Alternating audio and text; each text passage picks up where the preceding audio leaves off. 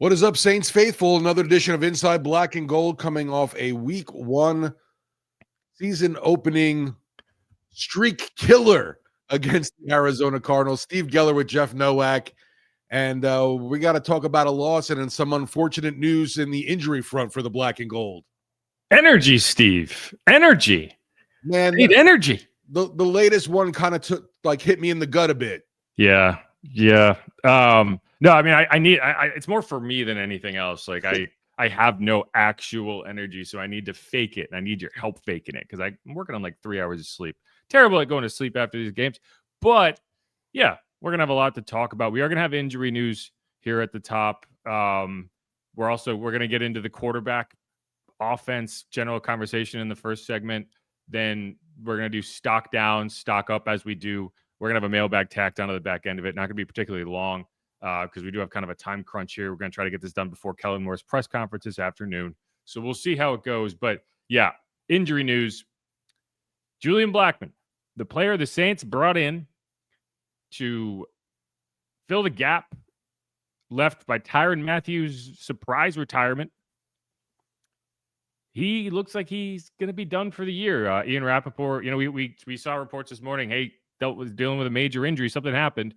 Ian Rappaport said that it's believed he has a torn labrum, likely done for the year if it requires surgery. Remember, this is a guy who played through a labrum injury for much of the season last year, had to have surgery. One of the reasons he was still on the street when the Saints were going and signing safeties is he had to convince people he was back healthy.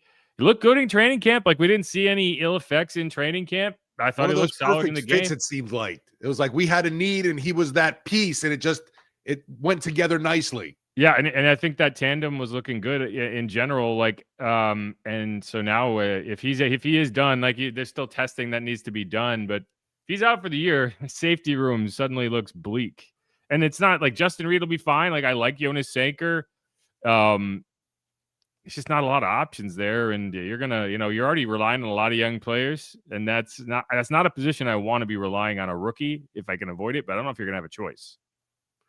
We kind of talked a little bit about this before we started the podcast, with the fact that you're definitely going to have to hit the streets and see what's out there right now too. Find some streetwalkers. Some streetwalkers, man. I don't know if it'll be as great of a seamless fit, I'll say, as Blackmon was. No, and it's not that he was just here. He was playing well. Yeah. Right? Like, he was a ball hawk. He had picked off multiple passes in practice. Like, he was a player I was excited to see. It was weird watching him run around in 23. It's a shame that the only picture he's going to have in a Saints uniform is going to be in that awful, awful gold jerseys. But that's where you are. So we'll find out. Like, again, Kellen Moore is going to talk later this afternoon. Hopefully we get an update. Hey, and hopefully it's one of these situations where the MRI or the doctors were completely wrong, and the MRI is like, actually, he's perfectly fine, and you'll go from there. But that's a bummer. It's a bummer. And Brandon Staley's been waiting 5 years for this guy. So, and there's some questions. I mean, with the secondary, even grew even more after the first game. Yeah, like, that was a big concern I have coming out of that game. Is like I expected the pass defense to be a lot better than it was, and we'll talk about that as we go forward. But just before we hit a break, how you feeling? You okay? How did you make out? I know you had to babysit Bobby at the Swamp Room after the game, but how did it all go? I was, about the way I expected this game to go. I thought this, I was taking the Saints in the 6.5 going into this matchup. And so, yeah, a missed field goal and not coming through at the end kind of stung me a bit on the prediction front. But overall, kind of what I think we all were expecting from this Saints team in the matchup. And unfortunately, weren't able to pull it out at the end. And tough ending when you got your tight end in the end zone, but then the defense makes a great play to knock the ball loose at the end there. But man, I thought Spencer Rattler did okay. It wasn't anything that was super amazing, but it also didn't hurt the team either. He executed the plan, right? Now we can criticize the plan. Okay, yeah. He executed the plan. And no, I agree with you. And, it's funny. The spread is 6.5. Like, it's one of those where even if you bet in Vegas, you're like, I made the right bet, but I lost the bet. Yeah. Right? Like, you backdoor to cover if you bet the Cardinals by Blake Grupe missing a 99% kick. And then like you still backdoored it because like that game, if the Cardinals don't make an excellent play on that ball, Juwan probably comes down with it and it's a tie game and it's definitely not getting to 7. So, it's just kind of funny. Like 6.5, we talk about it. Like, it sounds like a big number until you get into the game and you're like, wow, it's exactly what it was. Right. Shit, we lost by a touchdown. I lost the bet. But I will say, like, I think a lot of people, when they were talking about that game, were talking about it and saying the Saints are going to get blown out. Saints don't have the horses. The Saints don't have the talent. The Saints don't have worst team in the NFL. Worst team in the NFL, 2-win team. And so, like, yeah, it's frustrating they lost. But it's frustrating they lost because they had a chance to win. Right? Like, that's what makes it frustrating. And the fact that you were in a position for that to happen in the first place, I think is, I don't know, I don't want to say positive, but that this would feel a lot different if we were here talking about, like, remember when they went and faced the Cardinals on Thursday Night Football and they made it a close game at the end, but it was never really close. Like they had to go Juwan Johnson had a garbage time touchdown to make that look like a 1-score game when it was never a 1-score game. Like, I would feel a lot differently about this game had they not actually put up a fight, and they did. So take that for what it is. But so yeah, it was a little down just because, man, there was that chance there for him, and then right before we start up, the Blackmon news was like, boom, right, another one into the gut. It was like, you got to be kidding me. Yeah, it's frustrating. It's frustrating. But yeah, like, again, they played just well enough to make you frustrated that they didn't play well enough, and there's something to be said for that. But all right, who dat? Go Saints. We're gonna take a quick break, come back, and I want to talk a lot about the quarterback. I want to talk about Kellen Moore, his first game as a head coach.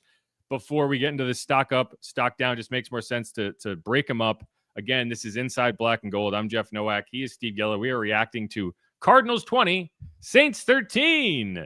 That's a loss. That's 0-1. The streak is over, and all that's left to do is pick up the pieces and play another game. Who dat? Go Saints. Make sure to subscribe. Otherwise, we will be right back. No black.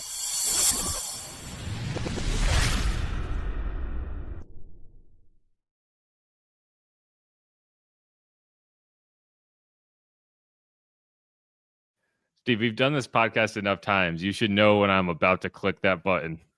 I thought I could get in no black helmets before we went out. Say it again. I'll make sure to plug it in on the actual podcast version. No black helmets. All right. We got it. Cool. We'll fix that in post. All right. And we're back on Inside Black and Gold. Jeff Nowak, Steve Geller. We went through the injury news. So let's talk about the game. Let's talk about what happened, particularly on the offense. Spencer Rattler, it's going to be a conversation all year, whether Kellen Moore wants it to be or not. The question that's going to persist is, does he keep the job?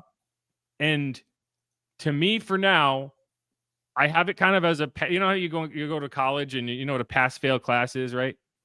Like you don't get a grade. You just like, okay, pass, fail.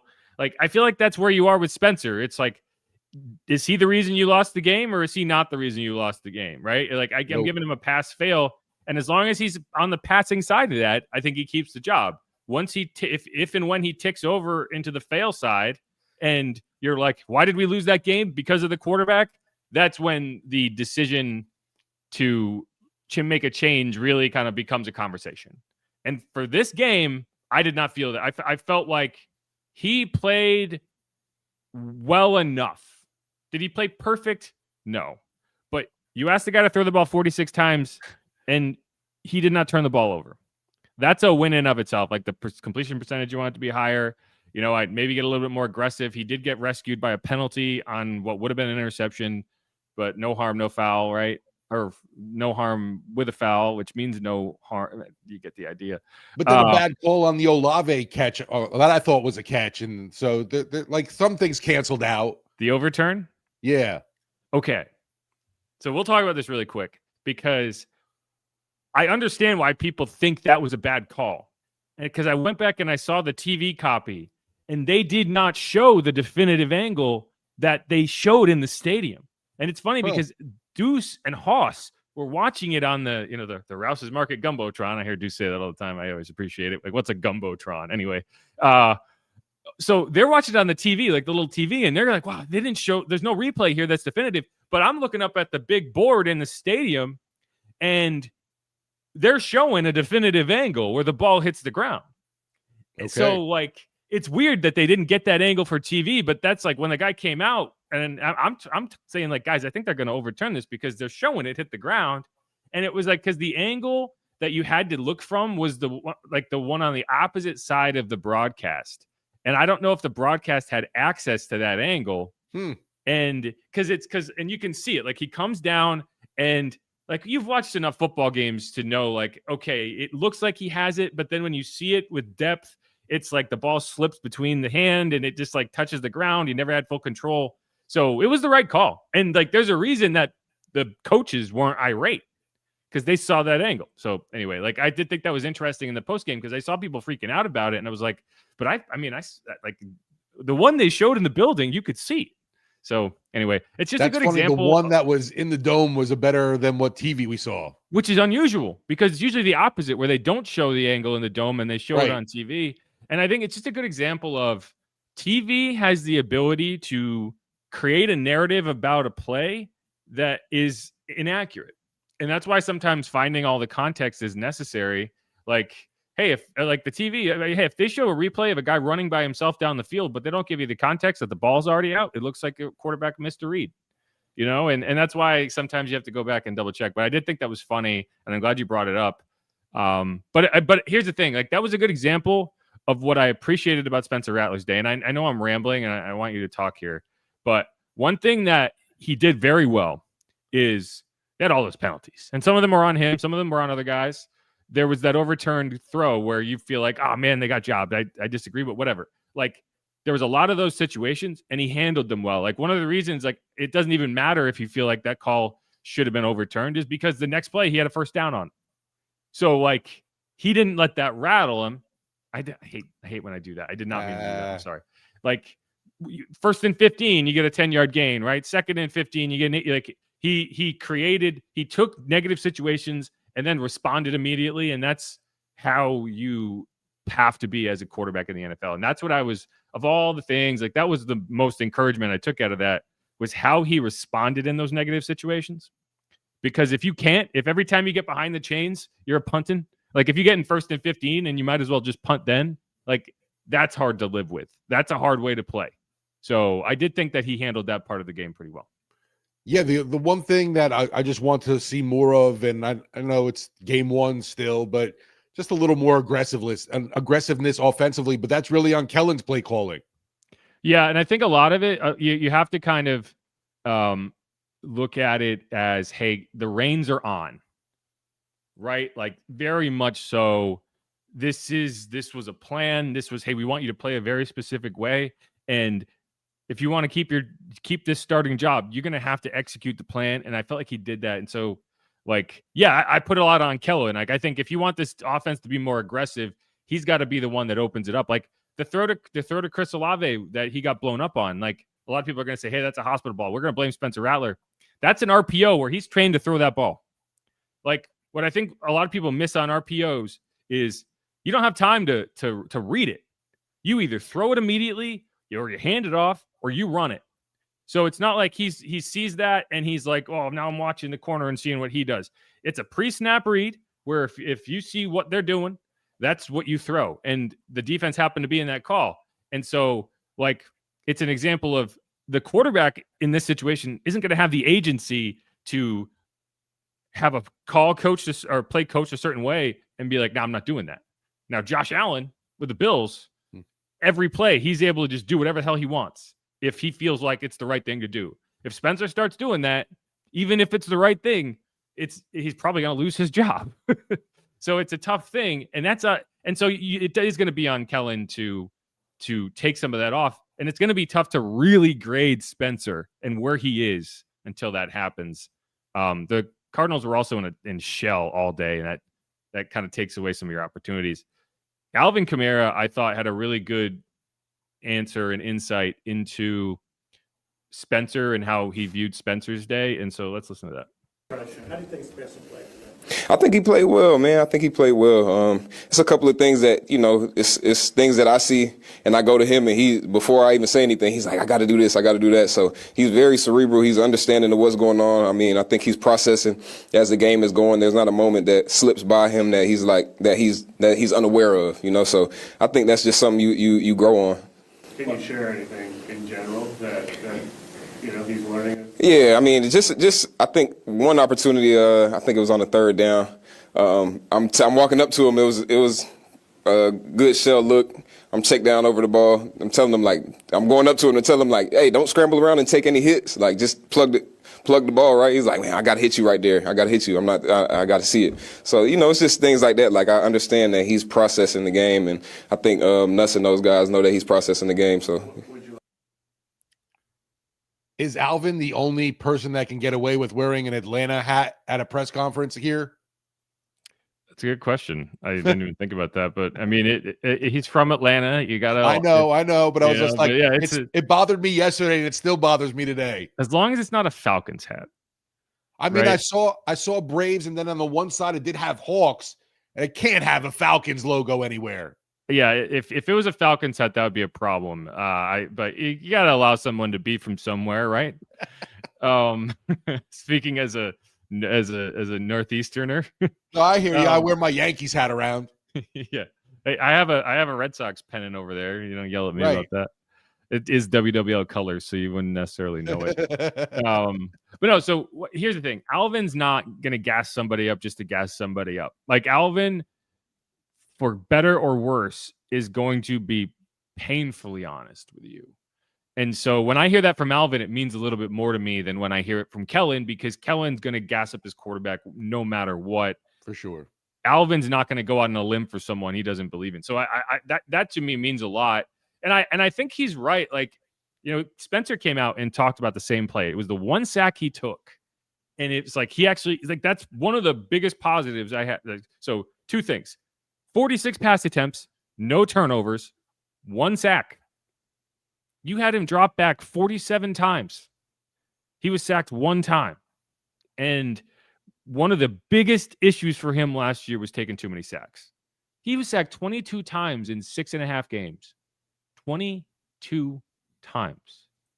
That would be like getting sacked 70 times in a season. So that had to change. Now, there was a lot more quick passing. There was a lot more quick game. So the offense itself helped him. But he also had to execute that offense. He did move the ball. You'd like to see him move the ball more. You need to see him be more efficient in the red zone. That's a problem. You can't get down to the goal line that many times and not pound it in. I did want to see them run the ball more. I thought they got away from it too quickly. But again, I have him on pass fail right now. And I have him on the passing side of that line. I'm with you. Not an A, maybe not even a B, but C's get degrees, man. And it's actually D's get degrees, but I wouldn't give him a D. I'd give him a C, somewhere in the C range. And but his ceiling would have been in the B range just because of what you were asking him to do, right? He wasn't. You can't get an A if the offense is as limited for you as they had it. So. I just recall a caller last night on the post-game show on WWL saying, Spencer Rattler, we have the worst quarterback in the NFL, and it proved it in this game. And I was kind of stunned because I didn't feel like he had that awful of a game. It wasn't awful at all, honestly. No, it was. I didn't know what to expect. It's tough it's tough going into this game because all I know is last year. And if you're comparing that to what you saw last year, he's grown by leaps and bounds. Yeah. Now, is he still the worst starting quarterback in the NFL? That's a conversation. It might be the case. I don't know. Russ played like crap. There's some bad quarterbacks out there. So I'd rather have him than maybe a Will Levis, right? There's a lot of quarterbacks that I would rather not have. So he played well enough that I'm not going to sit here and say they should be seriously considering changing quarterbacks. And that's kind of what I'm saying. Is there's a line, there's kind of there's the Mendoza line, right? There's a lot, and I think that's the type of performance that if he continues to play like that, he stays above it. Yeah, it was not one that you're going, yank him now, get the rookie in. I knew it. I knew it wasn't going to last long. Spencer definitely deserves another go after week one. There was nothing that was so damning. You mentioned, no sacks, one sack, keeping the ball safe.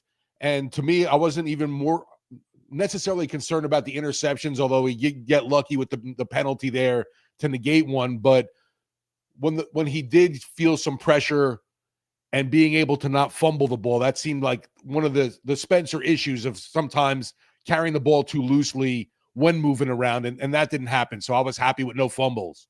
Yeah, I'd like to see him check down to the running back more. I don't think he always gets to his check down. And when you have a guy like Alvin or even Kendre, like Kendre played great. When you have those guys who can be dynamic with the ball, sometimes, like, I know you can use your legs, like you are capable of running and picking up positive gains, but I also want to get them involved. Like, I don't think Alvin got as many touches as I wanted. It didn't have enough for sure, and only two receptions. Exactly. So, and that's the difference. Like, I'm okay with the runs, maybe a few more, but like, I want to see him catching 5-6 passes a game. And that's not always in the structure of the offense. Sometimes they take away my read, and I can always get it to him, and he can make something happen.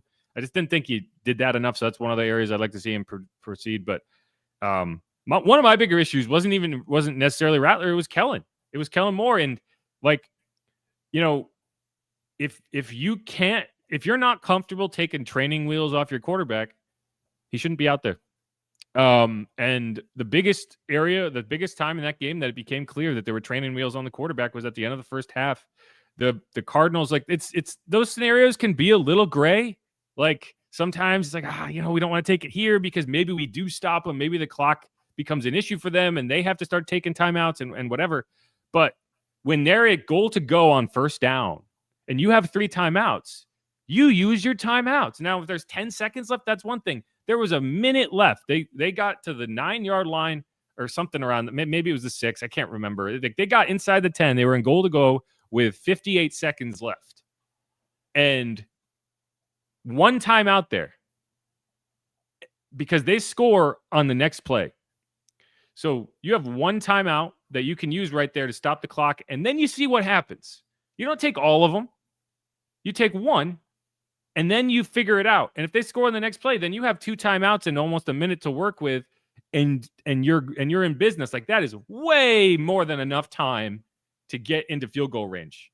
And just for perspective, if you watch the Bills play the Ravens, like, Josh Allen got the ball back with 25 seconds and no timeouts. They got into field goal range. That's the difference between a quarterback that is trusted to the nth degree and a quarterback that you don't trust at all. So you feel like Kellen was just worried about the turnover? Yeah, well, let's listen to what Kellen said, and then we can react to it. How about that?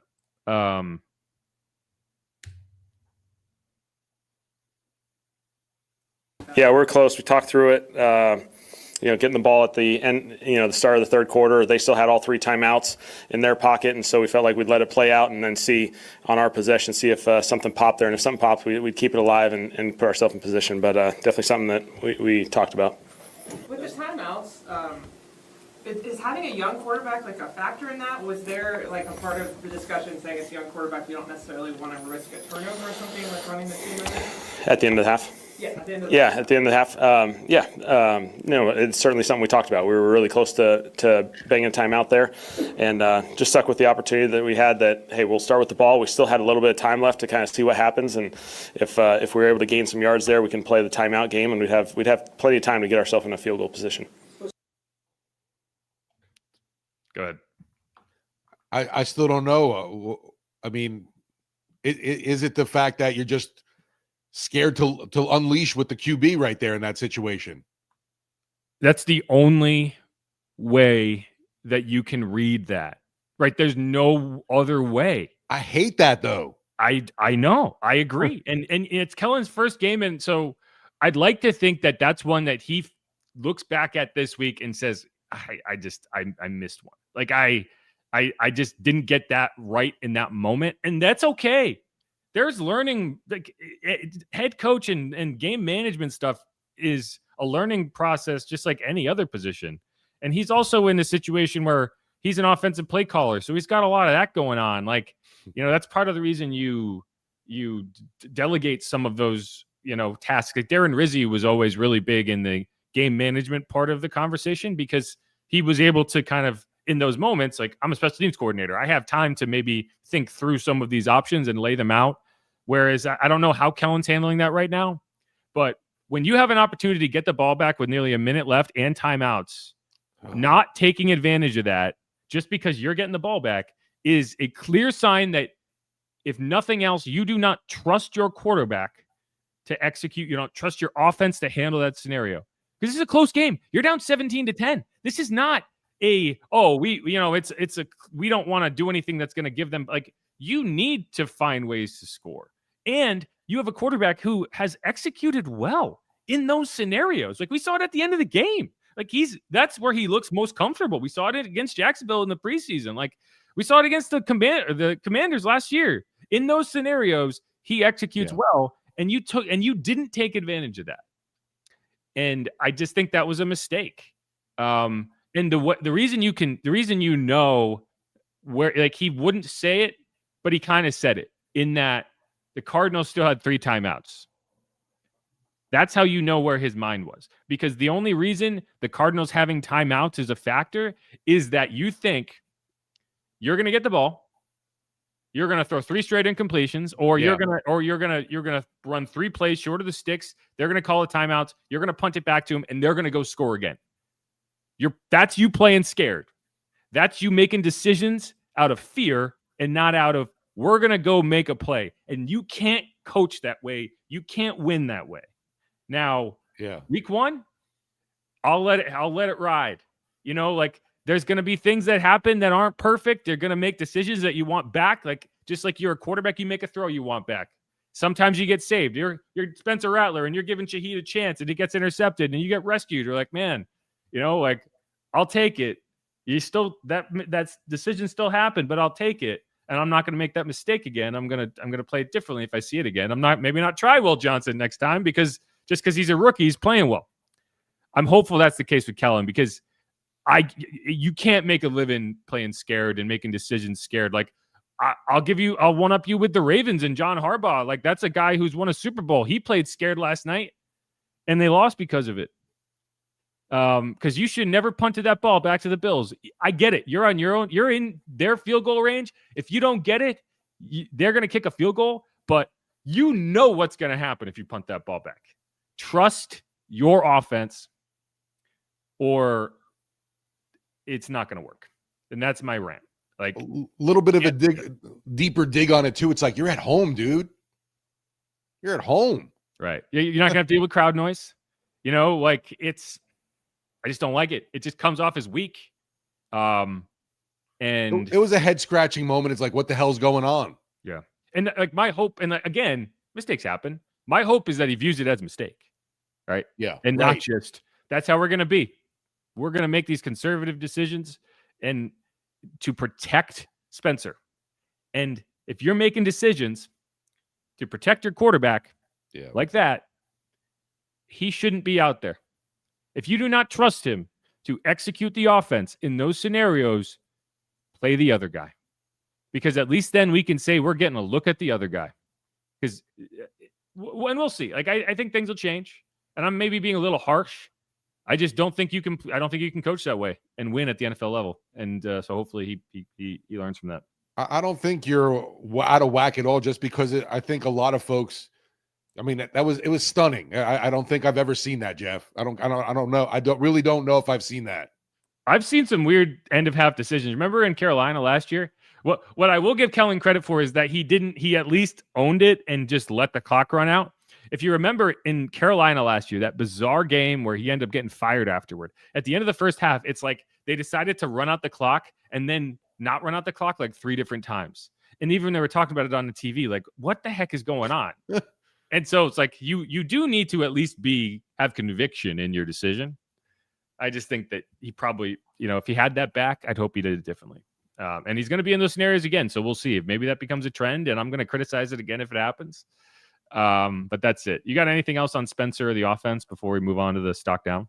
No, I just feel terrible for the dude too. And, we'll talk about it a lot with the fact that now it's 0-7 as a starting quarterback.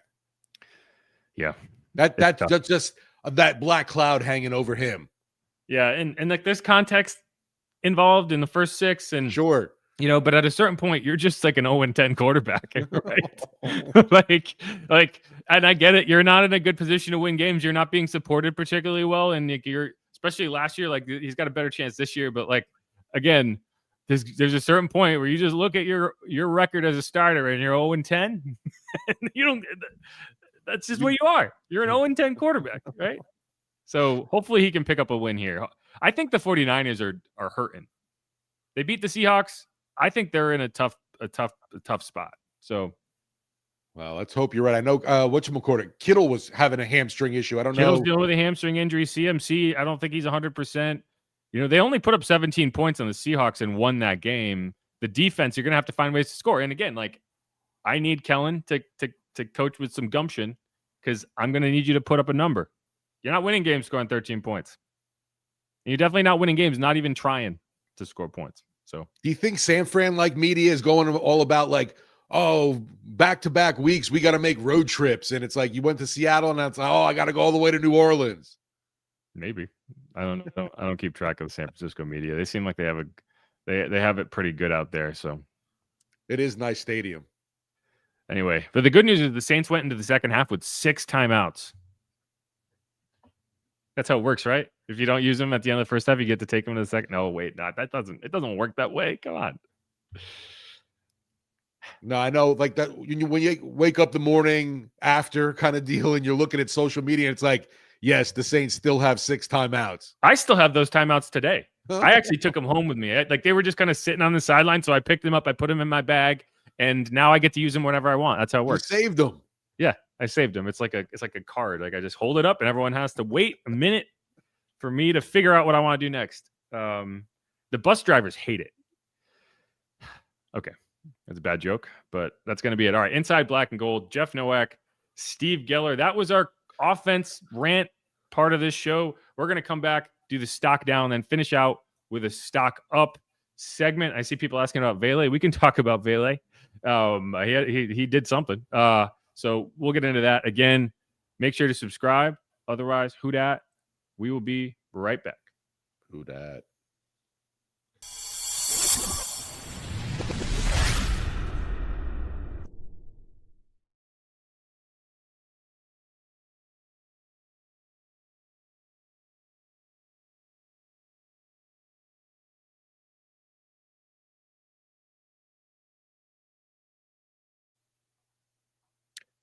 And we're back on Inside Black and Gold. I'm wearing my Cam Jordan Day shirt because you know who isn't on my stock down list? It's the Cam man. We're going to talk about more about him later in the show. But, Chase Young wasn't out there. You got a pass rush, so I can't be mad about that. What I was mad about, penalties. So many penalties. Yeah, forget the timeouts. It's like I woke up this morning and, the Saints got another penalty. It just kept happening. It's just over and over and over again. The Cardinals had a ton of penalties too. Like, I mean, there was like 28, 30 penalties called in that game between the two teams. Like, so the Cardinals didn't exactly play a clean game in their own right. The amazing thing is 13 accepted penalties, but only 89 yards. So it was a lot of procedural stuff. And I want to hear your take on the penalties, but first I want to go through the entire list. Ugh. Let's do it. I wrote it out. There's a lot of them. First, and this is in the order they occurred in the game. Kool-Aid McKinstry, defensive pass interference, 13 yards, automatic first down. Chris Olave, illegal shift, 5-yard penalty, march him back. Cesar Ruiz, offensive holding, 10 yards, march it off. Then the next two don't have a player attached to them, but because it was just like, okay, illegal shift, that penalty was declined. Illegal formation, 5 yards. That was the play where Eric snapped it early. And Eric McCoy, talked to him after the game. He was like, 2 of those were just me. I just messed up. That can't happen. That's a problem. Got to fix that. But that was what it was. He didn't hear the cadence, snapped it early. Anyway, next one. Demario Davis, defensive holding, 5 yards. Dylan Radins, offside, 5 yards. That was on the tush push play that apparently the refs decided that lining up illegally on the tush push is worth a penalty. No one told the refs who are officiating every Eagles game ever, but apparently the Saints get called for that. Hopefully that's just a sign that after the Thursday game, they buzzed down to the officials and were like, maybe we'll start calling this penalty, and hopefully that does start happening to the Eagles, because it does get a lot more difficult to run when you're forced to line up legally. Moving on. Dylan Radin's got that call, offsides 5 yards. Nuss was none too pleased because he spent a whole year with the Eagles being like, this is how we do it. Okay, Eric McCoy, ineligible man downfield. That was declined. That's more on Spencer than Eric because he threw the ball when Eric was downfield, and it's like he had to get downfield as an RPO. Jonah Williams, face mask, 15-yard penalty. That was the one where he actually ripped off Kyler Murray's helmet from the back. So I don't know why that's a face mask. It's still a penalty, I'm sure. Probably unnecessary roughness is what it should have been called. Whatever, 15 yards. Nathan Shepard, offside. That's 5 yards. Chris Rumpf, holding on a kickoff. That was 10 yards. Taliese Fuaga, offensive holding. That penalty was declined. Tally came out of the game after that. I'm concerned about that situation. Part of me wonders whether he was actually just benched. But, hey, they call it a knee injury, so we'll ride that out. Cesar Ruiz, false start, 5 yards. Dylan Radin's false start, 5 yards. Awesome Richards, false start, 5 yards. And then finally, an illegal formation. That's going to the team. That's 5 yards. That list is insane to me. And there were 3 more that weren't accepted. No, I that included the decline. Oh, okay. I got you. Yeah. 16 total. Yeah. That's what that was like. I should never be able to spend that long reading a list of penalties. And right, so, it's not both teams. It was just the Saints, and what was it, 8 before halftime? Yeah, and most of it was procedural, and that's on the preparation, that's on the coaching. You know, Alvin had an interesting take on it that I think was the most candid. Like, you're going to hear a lot of people say, we got to fix this, we got to do this. Alvin attributed it to the tempo, and I thought it was an interesting point because he's probably right. Like, they were running fast in that game, and so let's hear that from him. So many pre-snap penalties, and how do you guys get that? Yeah, just the tempo. You know, being honest. You know, when you play with that type of tempo, especially this is the first time out. You know, you got to be disciplined, and I'm not making an excuse for anybody. We all have to be better at running the play, getting to our tempo, getting set, and saying hut, you know, and I think that falls on all of us. Spencer's a QB. I know he's gonna say it's on him to get everybody set, but I mean it takes all of us to, you know, make that happen. So I think it'll get fixed. It'll get fixed. I think this week we'll watch the film, and I know I'll be vocal about it. We just got to get set. You know, some of those times I'll admit, like some of those times I wanted to get in the huddle because I'm like, man, I don't feel like we're gonna be able to get set correctly or get lined up correctly. I think it was a couple times where, you know, we're going tempo and guys are running from left to right trying to figure out where to line up, and you know, to get to where you want to go, we gotta be precise on every single play, on every snap. So part of me wanted to slow down, but the other part of me knew that with our tempo we had an advantage. So, you know, we just got to be better. We all have to be better. So I'm not gonna make an excuse. We just gotta limit those penalties in those situations. One of the reasons it's always worth listening to Alvin's press conferences is because he's willing to say stuff like that. Right. Because everyone else wants to be like, well, we got to get it fixed. But he's like, no, this is actually probably what the actual problem was.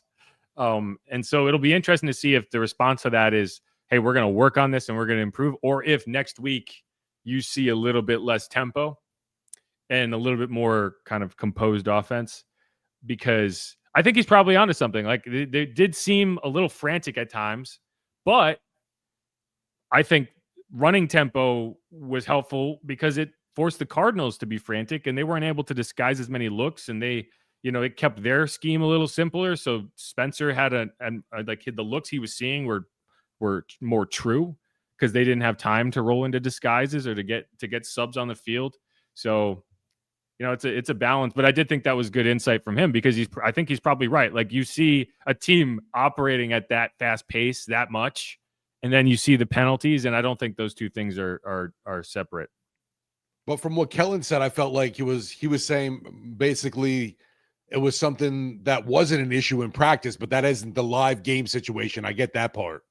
Yeah, I mean, you're not in a game, right? Like, and here's the thing, penalties were an issue in practices. Like, it was something I brought up several times throughout the course of training camp. Like, they were getting penalized constantly. They had refs because they had refs at almost every one of their practices. Yeah. So they were actually throwing penalties when there were penalties, and there were a lot of them.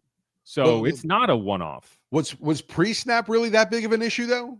Yeah, alignment, false starts, like more than I want to see, and it's tough to gauge during camp practices because there's no actual consequence. You know, like you're running a play and it's a penalty, and you reset and you do it again. You know, they do have guys come out, and that's how you kind of penalize them, is that player has to sit for a play, but like it can be tough, and like the problem is when you develop bad habits. And you know what Juwan said, and we'll hear more about Juwan. He is in my stock up segment. I don't care what y'all have to say. But you know, he was like, we just got to get, like, the team leaders have to get on guys. Like, I think it's about coaching, but it's also about the veterans holding people accountable. And I think that's going to be a big part of the next few weeks, is getting that sorted out. And if they can, and if that penalty number drops and you start seeing more technically proficient football, then good on the coaching, right? If it doesn't get better and this is a week to week problem, then that's a massive red flag on the coaching. So like, that's why week ones are tough, because you don't want to make any hard line takes, but you can identify things that either they get fixed or that's on the coaching. The one PI call, I think it was the first one that you mentioned. Was Kool-Aid too grabby on that? Because it didn't seem like it at first. There was an angle where you could see he grabbed Marv's jersey from behind. Like he did. Like he grabbed. It wasn't huge. Like you could probably, like, there's times that happens and you get away with it, but if the ref sees it, he's going to call it. You know, Yeah. and you can see, like, that's why, you know, those white T-shirts. Like, I wish they would force, like in basketball, you get a penalty, you get like a technical foul if you don't tuck in your shirt. I wish football would do that, because it's like, how many holding penalties do you see that are, oh, the defender is pulling on a T-shirt that's dragging behind the player? That's like, why is that shirt there? Like, he's not grabbing the jersey, he's just grabbing the shirt. It's like, it's annoying to me. And there was a picture of Kendra getting like Spider-Man tackled because he was like, remember the Cam Jordan Spider-Man tackle? It was against the Lions in like 2016, where the running back was like 20 yards away, and you're still holding on to like a stretchy strand of the jersey. Right. Yeah. Or the T-shirt. But no, it was the right call. The annoying thing about it wasn't the call, was that Kool-Aid was in good coverage and just panicked. And, you know, he only had one penalty, so it's not like he did it repeatedly. But there were other Kool-Aid problems, though. Yeah, he's on my stock down. And my title for that was Strong Kool-Aid, because he is not. He's a weak Kool-Aid. Like, they didn't get all the mix in there. And it's like, and my point is, you know, we can move on from the penalties and say, like, yeah, my issue with Kool-Aid is not that he can't play defensive back. It's not that he's not an NFL corner. It's that I don't know if he's a CB1 and you're asking him to be that. And I just think you're asking a little bit more than you should be, and you just don't have an option. I'm right there with you on that. There with you on that one for sure. I don't think he's CB1. Right, but he has to be, and so that's why he's not in a good position, and he's going to struggle. And that's the reality when you rely on young players in key spots. Like, you're going to have to deal with the learning curve, and he'll be better for it, right? Like, it's not that he won't improve. It's that, you know, he's taking lumps in very consequential situations. And one thing he struggles with that we have learned recently is big-bodied wide receivers. And why did we learn it recently? Well, because all throughout camp, he was going against Rashid Shaheed and Chris Olave and Brandon Cooks, right? And I think he holds up well in that type of matchup. But then you put a Cortland Sutton out there, a 6'4" dude who's just going to bully him, and he doesn't play as well. And you saw that with Marv, too. Like, Marv kind of mossed him a couple times. And so, you know, it's one of those things like, well, why was everyone hyping him up in camp? Because they didn't have a guy that was going to play him like that. So he didn't, you know, and he didn't have to work on that. So, but then we went out to face the Rams in that joint practice, and Devontae Adams was giving him the business. So Niners don't have any big receivers, huh? They have MVS, but MVS isn't a big he's a big guy, but he's not a physical guy. Right. So no, I think that's like, there's going to be matchups this year that are better for his skill set. But like, you know, you're going to play the Seahawks. Actually, no, they don't have DK anymore. Right. But they do have Cooper Kupp, and he's kind of a physical guy. I don't know, but like, so I think that's something with Kool-Aid. Like, we talk about drinking the Kool-Aid and the stock up, and he played really well in camp, but then we're kind of seeing the warts come out a little bit, and it's more so just, okay, he needs to get better at this. And remember, he lost 12 pounds in the offseason, and that's probably not helping him in that part of the game right now. And he did it intentionally. He was trying to get to a lighter weight because he felt more effective. But we'll see. I think he'll get better. Paulson Adebo wasn't asked to do this in his first game of his second season. Like, he was always the second fiddle to Marshawn. So he wasn't getting that top matchup. He wasn't asked to go against Mike Evans. Well, Kool-Aid's going to have to deal with Mike Evans. I was going to say, guess what? There's nobody else stepping up into that CB1 role right now, at least. Yeah. And so, like, that's why, if there's a criticism that I appreciated about the Tyler Shuck pick, it is that Will Johnson was on the board, and I felt like they needed help at cornerback, and they could have gotten it there, and they chose to go with the quarterback. Ouch. I still think you need to keep drafting quarterbacks, but like, Ike is not, like if you had a true CB1 across from Kool-Aid, I would feel great about the secondary.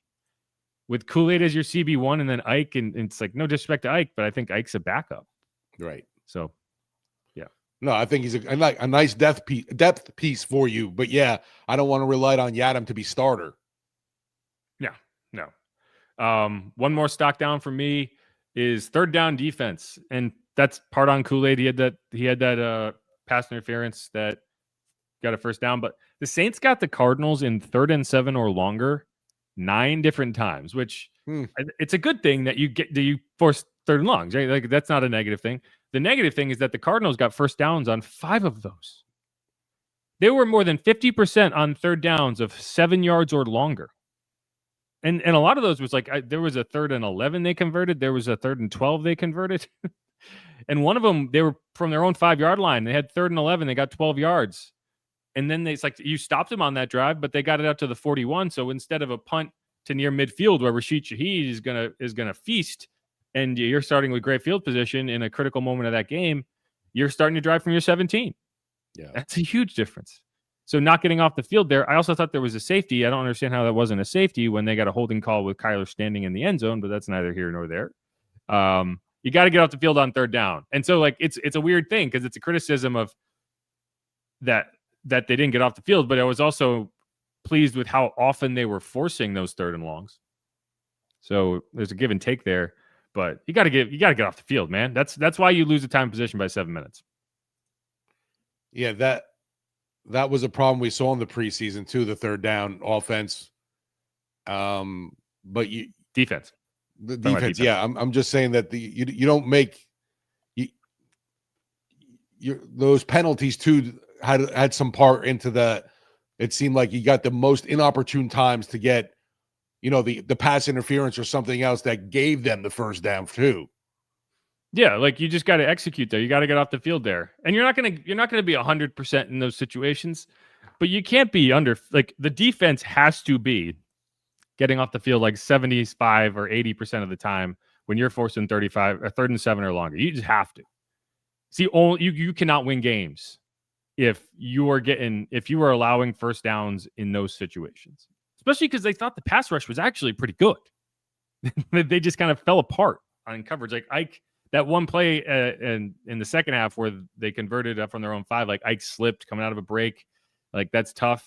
But I think he slipped because he was out of position, right? Like, I think he slipped because he got beat. So Trey McBride converted a couple. So yeah, that's something I think, was my worry. Is like, I thought the defense looked good training camp preseason, but I was concerned with the offense being able to score enough to help them out, if you know what I mean. It's like you're leaving the defense out there a little too long, and we saw time of possession be a big discrepancy as well this game.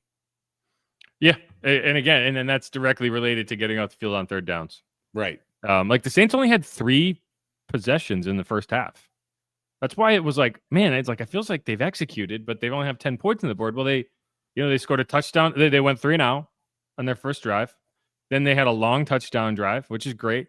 You're not going to score on every possession, but if you get touchdown drives on 50% of your possessions or long drives on 50% of your possessions, you're doing pretty well. And then they had a long drive for a field goal and had 10 points, but that was their entire first half. Right.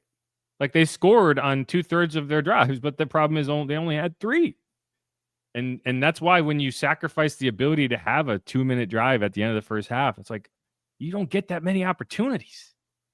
So yeah, now they got to get off the field. Got to get off the field in 3rd downs. My only other one, and it pains me to do this, but I have to, is Blake Groupie, man. Why'd you Hey, have to for, go in? for all the praise we were giving him for, training camp and preseason, yeah, I mean, it was, I don't want to say a gimme, but you're in that range that you got to make that. There's an extra point. And it's like, it's tough because maybe there was something wrong with the operation. You don't know. Like, it's really tough that you can't really see it on TV. Maybe the hold wasn't right. Like, in a lot of instances, when you're missing from short range, it has something to do with that.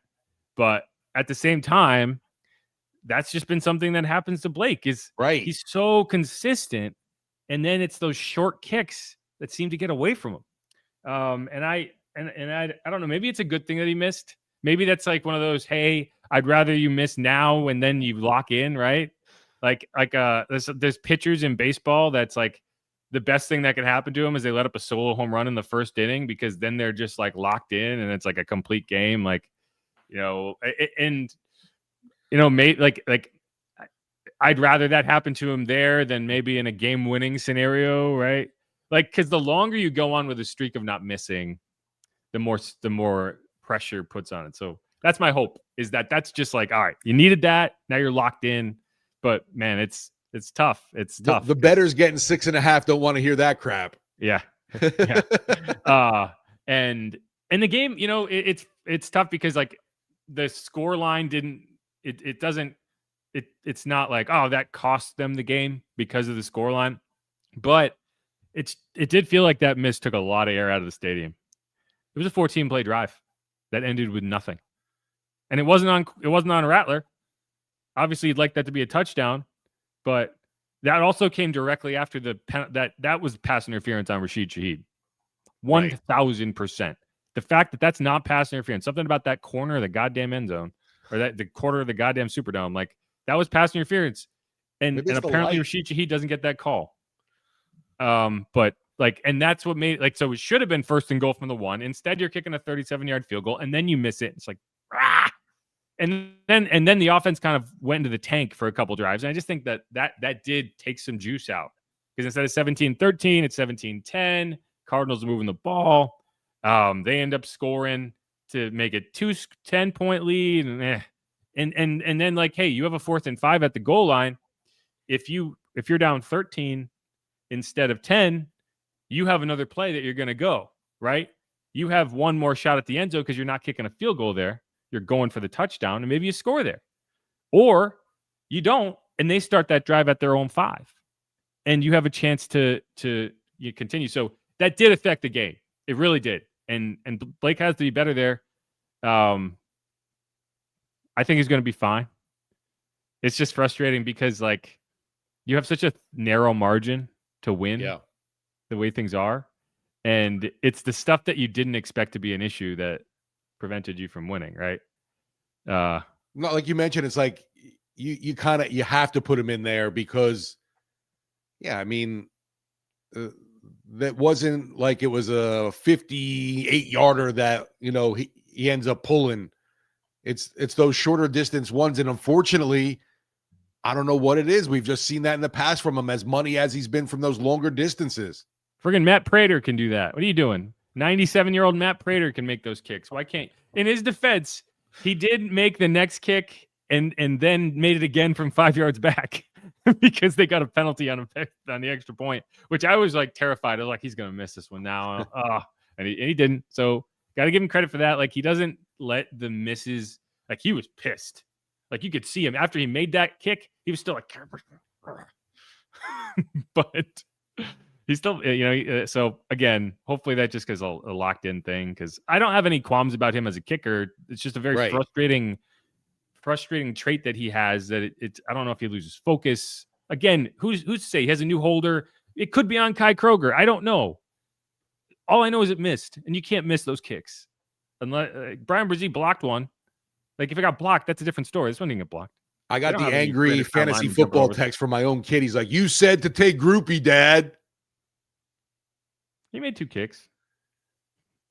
And then I told him, though, I was like, I didn't tell you to draft Bo Nix, though.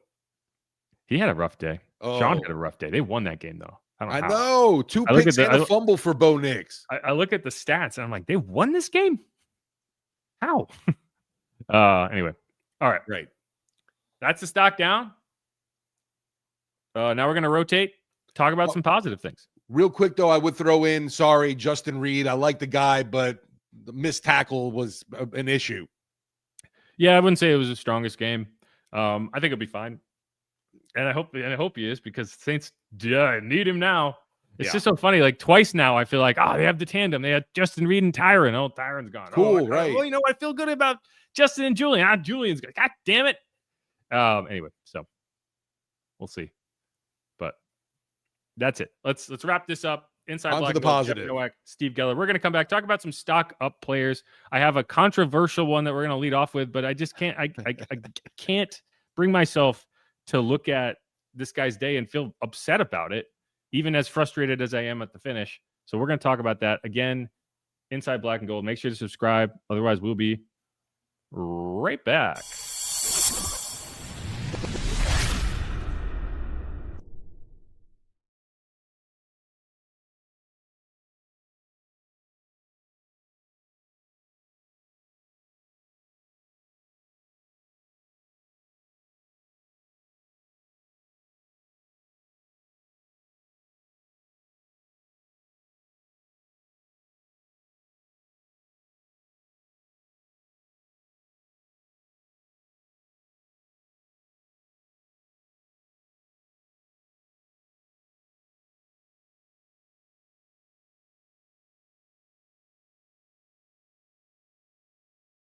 Rattler empty backfield to throw, going to the end zone, up high to Juwan Johnson, incomplete. I thought he had it. Oh my gosh!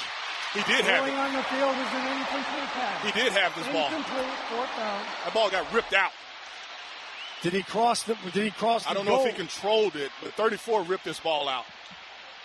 Jalen Thompson. Oh man, he went up high to get it. He did have it. And there was a helmet put on the football. I mean, that is a heck of a throw. Heck of an effort. Why you got to hurt me like that, Jeff?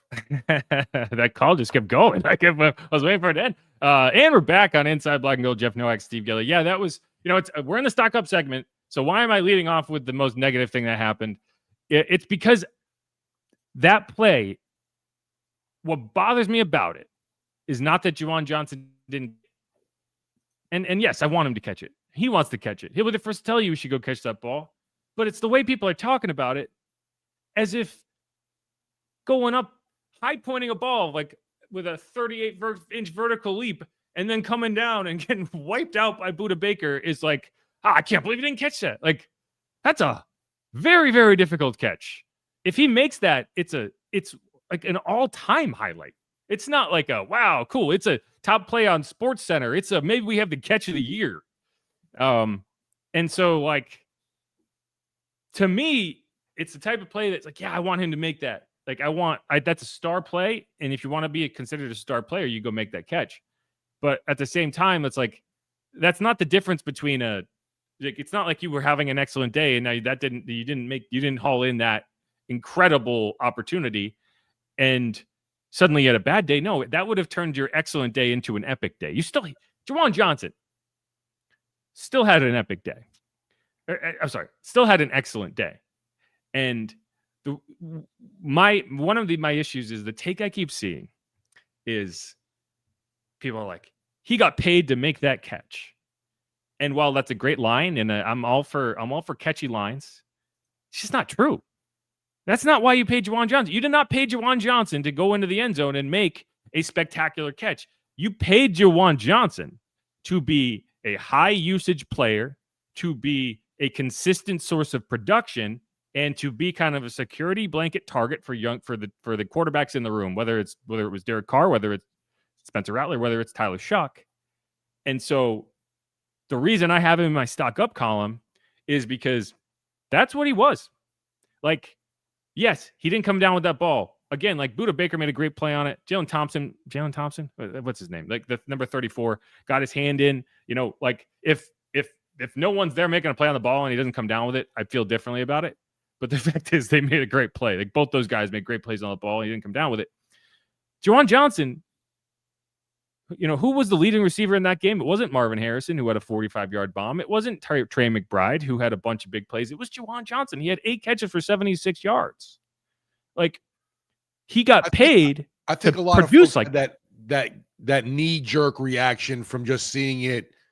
But I think when you watch the play over, see even different angles, it just, man, he should have had it. Yes, it looked like it would have been a great grab, but man, oh man, hell of a play by the Cardinals secondary, unfortunately. My favorite take that I saw was I can't remember who it was. They were like, Foster Moreau would have caught that. Like, do you not remember the other?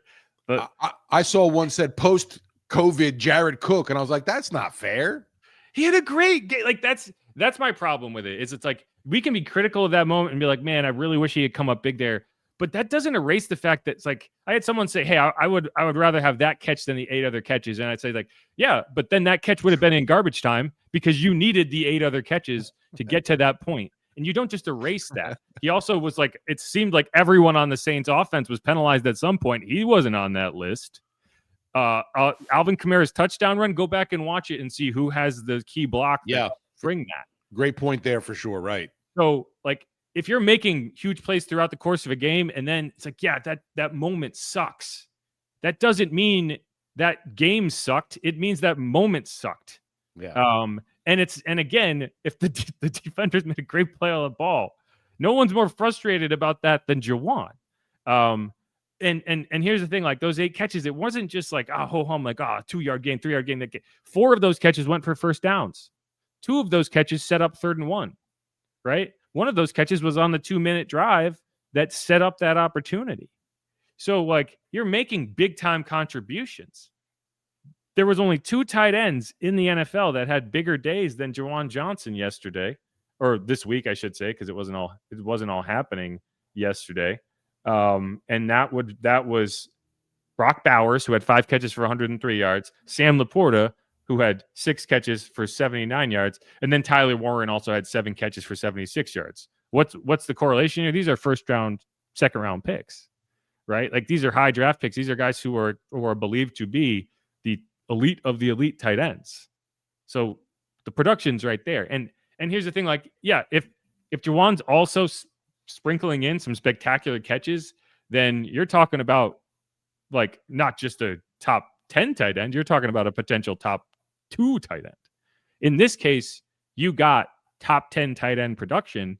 And I'm just going to tell you, when you sign a guy to a 3-year, $30 million contract that's going to pay him in the top 15 of tight ends, you're looking at that saying, we're going to throw you the ball. I need you to produce. And 8 catches for 76 yards is elite tight end production. So I look at it and say, if he can produce like that on a weekly basis, then that contract's a steal. And I'm not going to allow, like, as frustrating as that one moment is, I'm not going to allow that to be like, he had a terrible game, because he didn't have a terrible game. He actually had an excellent game that had a really frustrating moment to finish it out. And people are allowing recency bias and, he dropped the ball last year. That's what they're using to analyze the game. I just think that's bad analysis. I think that's lazy. And it ignores the fact that if he produces the way he did in that game on a weekly basis, this offense is way better. The social media and, the text line, whatever you want to say for post game, was definitely brutal for Juwan. And, saying that it was, terrible, awful, garbage, whatever you want to say, you can't, you're not understanding that, yeah, the defense made a hell of a play there. You wish that Juwan would have came up with that touchdown catch, but man, I think it's bold of you to have him in the stock up category, though. I'd have him. I'm like in that middle ground area. Yeah, and I mean, like, I just can't say stock down because he was such a huge part of that game. Right. I'm like, so I said, I'm in the middle. Like, I'm not saying it's through the roof, but at the same time, like, I feel like one of my jobs is to look at the weather and talk about, like, okay, what's just a complete fabrication, right? And I just think, like, okay, where are people overreacting and, like, what's unreasonable? And, like, talking about that game as if he was trash is unreasonable. Like, we can criticize that moment and we can talk about that moment, but you have to at least also acknowledge, like, that was an incredibly difficult catch. And he made play after play after play. Like people saying, he can't make catches through contact. There was like 4 or 5 catches that he made through contact in that game. So I don't know, like, what were your expectations when you signed a guy to 3 years, $30 million? It was the type of day you had. And, like, if you want him to be prime Jimmy Graham, okay. But, like, I don't know how that could possibly be your expectation. It's tough because the more you look at it, it's painful. But like I said, if you see how the play ends there, and it would have been really, I think you mentioned like Sports Center top 10 play, top play, maybe even if he's able to land with that ball intact in the end zone. I would guess it would be the top play on Sports Center, but then That's again, this time of year, they always want to put like some weird, like, lacrosse highlight as their top play. Or they'll have like Aaron Rodgers. Yeah, Aaron Rodgers would probably be in there, but no, if it would have been an all-time highlight, and that's what frustrates me is that I want to see him deliver in those moments. Yeah, and if he did, then like that's the frustrating thing is if he makes that catch, then suddenly people are talking about, wow, this is one of the greatest tight end games we've ever seen because you're over 100 yards or you're close to 100 yards. You make the clutch touchdown. You're 9 catches for 90 yards. You're one of the top performers of the week. And instead, we talk about it like, oh, he's trash. And I just don't think that one play that's not going to go down as a drop. It's going to go down as a pass defensed because the defense was there. It is. The funny thing is the one that he should be criticized more for is the play that occurred right before that. And it was a drop. I don't know if you call it a drop either because it was a low ball and he kind of went down to get it. And the funny thing is like that was actually a worse play, but at the same time, I think if he catches that, there's 9 seconds on a running clock, so they're scrambling to spike it, and you're getting one shot at the end zone from the 8. So it really was kind of inconsequential. You probably would rather throw that ball from the 8. We also aren't talking about the fact that they had a 4th down play and it was terrible. So I don't know what the hell that was. It was like they gave up after. It was like, I'm so close. We didn't get it. I guess it's over. We'll throw one more out of bounds. Just go. But anyway, that's it. Yikes. KD says, I just watched the backup 49ers tight end do with no reps and fans on the line. Oh, shut up. It's so lame. It's such a lame take. Game on the line. Way, sorry. The backup 49ers. Yeah, I mean, it's a complete. You watch the backup 49ers tight end make a catch. It was not the same situation. That was like a desperation heave where he's standing there and bigger than the cornerback. He didn't make a high point catch with his arms fully extended, taking hits. I thought it was a good toss by Rattler, though. It was a good throw. It was where it needed to be, and it gave him a chance. Now, again, and like I keep seeing people say like, I see people make catches like that all the time. No, you don't. Like, because when you see those are the incredible catches that we talk about for years. And like, sometimes they get made, but they a vast majority of the time they don't get made. And the reason you don't know about it is because you never see the highlights because they're not highlights. They're just incompletions. So anyway, that's it. Like, and I know people are going to disagree with me. I get it. But like, I feel very strongly that if you get that type of performance from Juwan Johnson every week, we're going to be talking about him at the end of the year as a breakout performer in the NFL because you're going to be talking about 100 catch 1,000-yard receiver guy. So we'll see. And to me, it's like, it's not about, did he make the catch? Did he not make the catch? It's, does he come out next week and put the same type of performance down? Similar stat line, right? Because if you can back that up with another 8-catch, 80-yard game, then, you're going to be in the fantasy football conversations because people are going to be talking about you as like, wow, I stole this guy in the 18th round and stuff like that. And suddenly it's a guy. So I don't know. Like, that's where I am. And maybe I'm just being stubborn, but I just refuse to have my take completely changed by one play if I feel strongly about it the other direction. I will say, whoever with the message is, I just saw the Jake Tongs touchdown for the Niners. It's a contested catch situation at the end to win the game for San Fran, so I'll give them that. It was a nice catch, but it was not anywhere near as difficult of a catch as the one we just saw. It was just a weird play in the corner of the end zone. And here's the thing, like, I get it. Juwan didn't catch that ball against Commanders last year, so okay, it's a theme, but very different situations. Either way, that's where we are. And I just think like the Saints are not in a position where they should be turning their noses up at like one of the most productive tight end games we've had in a long time. Anyway, let's move on because there's a lot more. My next one, I thought the run game was really effective. I thought Kendre Miller, like if you can get that type of 1-2 punch from Alvin and Kendre and even Devin Neal, who had a couple carries, that's really effective. And I did think the Kendre Neal one was funny. I'm sorry, the Kendre Neal. The Devin Neal reps were funny because I think the reason they happened at all was because Kendre had like a 50-yard kickoff return, and then it's like, he's probably tired. He probably needs a second or two on the sideline to catch his breath. So, okay, Devin, get in there. And that's kind of the give and take of like, we want Kendre returning kicks, but he's not always going to be available on that next snap if he does. So I just thought that was funny. But I thought, I was very concerned about the run game throughout the preseason. I didn't think the offensive line was blocking for it very well. And even with some backups in there, I thought they did a really good job. Yeah, we mentioned I definitely wanted more from Alvin, but more in this receiving game. I definitely wanted to see more Kendre in the run game. I thought that, all around a good game for him with the rushing attack and also special teams.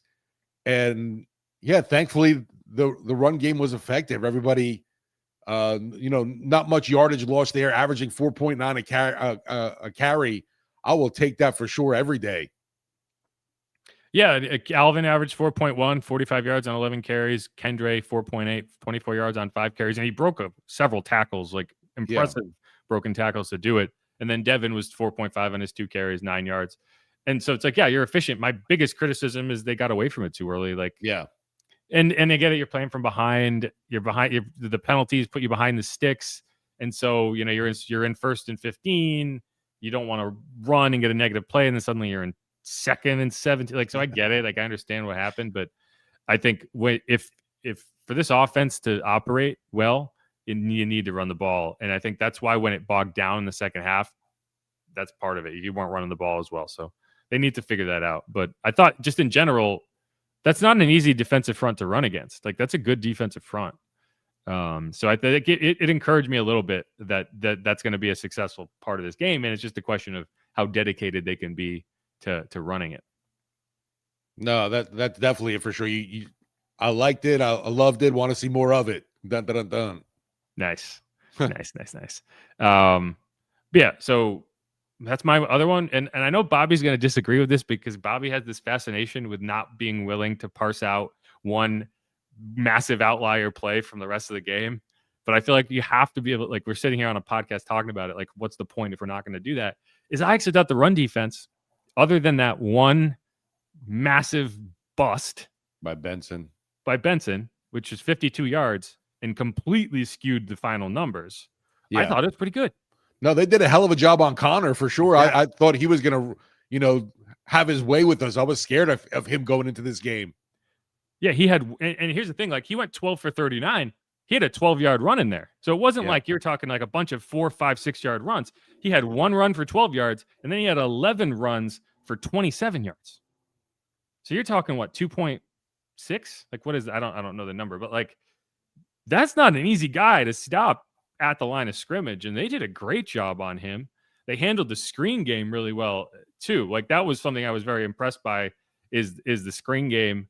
And so like we talked about the 3rd and longs, like, why are you in 3rd and long a lot? And, obviously you need to be better at getting off the field, but you're in 3rd and long because you're stopping the run on 1st and 2nd down. Now that Trey Benson run is a problem, and you can't ignore the Trey Benson run, but I think you put it in a different bucket of, okay, this was how we played against the run. And like, this is what we did well, and we need to do more of this. And this is where we fucked up, excuse my language. And we need to figure out why that happened. And I have a fist over here. It's off the screen. We need to figure out why that happened and fix that. But I can still feel good about this while figuring this part out, right? Because last year that wasn't the case. Last year you were not bottling anything up. And there weren't as many explosive runs. Like, you didn't see 50-yard runs, but you saw a lot of 8, 10, 12-yard runs. And those are the ones that really hurt you. Yeah. It was like, geez, Louise, you're just getting gashed this entire way down the field. That wasn't the case in this game for sure. And like I said, I was scared of a guy like Connor going into this because what we saw last year, it seemed like he'd be knife through butter kind of deal. And, I don't know, the addition of Godchow we've praised, but just overall, the unit was able to, for the most part, keep, that run game in check. Unfortunate, Benson just running free. And that's when I was like leaving the dome right there to, after halftime to get to the point after. And I'm just like, you got to be kidding me. What the freak is going on? Yeah, that was a tough one. That was a rough moment. And it just like kept getting worse. Like it just kept like every error kept compounding. Like they missed the tackle in the backfield, then they didn't set the edge, and then I think it might have been Kool-Aid who didn't he took a bad angle and he missed it, and then he just kept going. Like he tried to shove him out of bounds, we didn't get him, and it's just like, man, I think he might score, and it ended up being a 52-yard run. But no, like I feel like the way that game would have gotten away from the Saints in the second half would have been James Conner kind of just ripping off 4, 5, 6-yard runs and stacking first downs. And that's how, like, the Falcons game last year, right?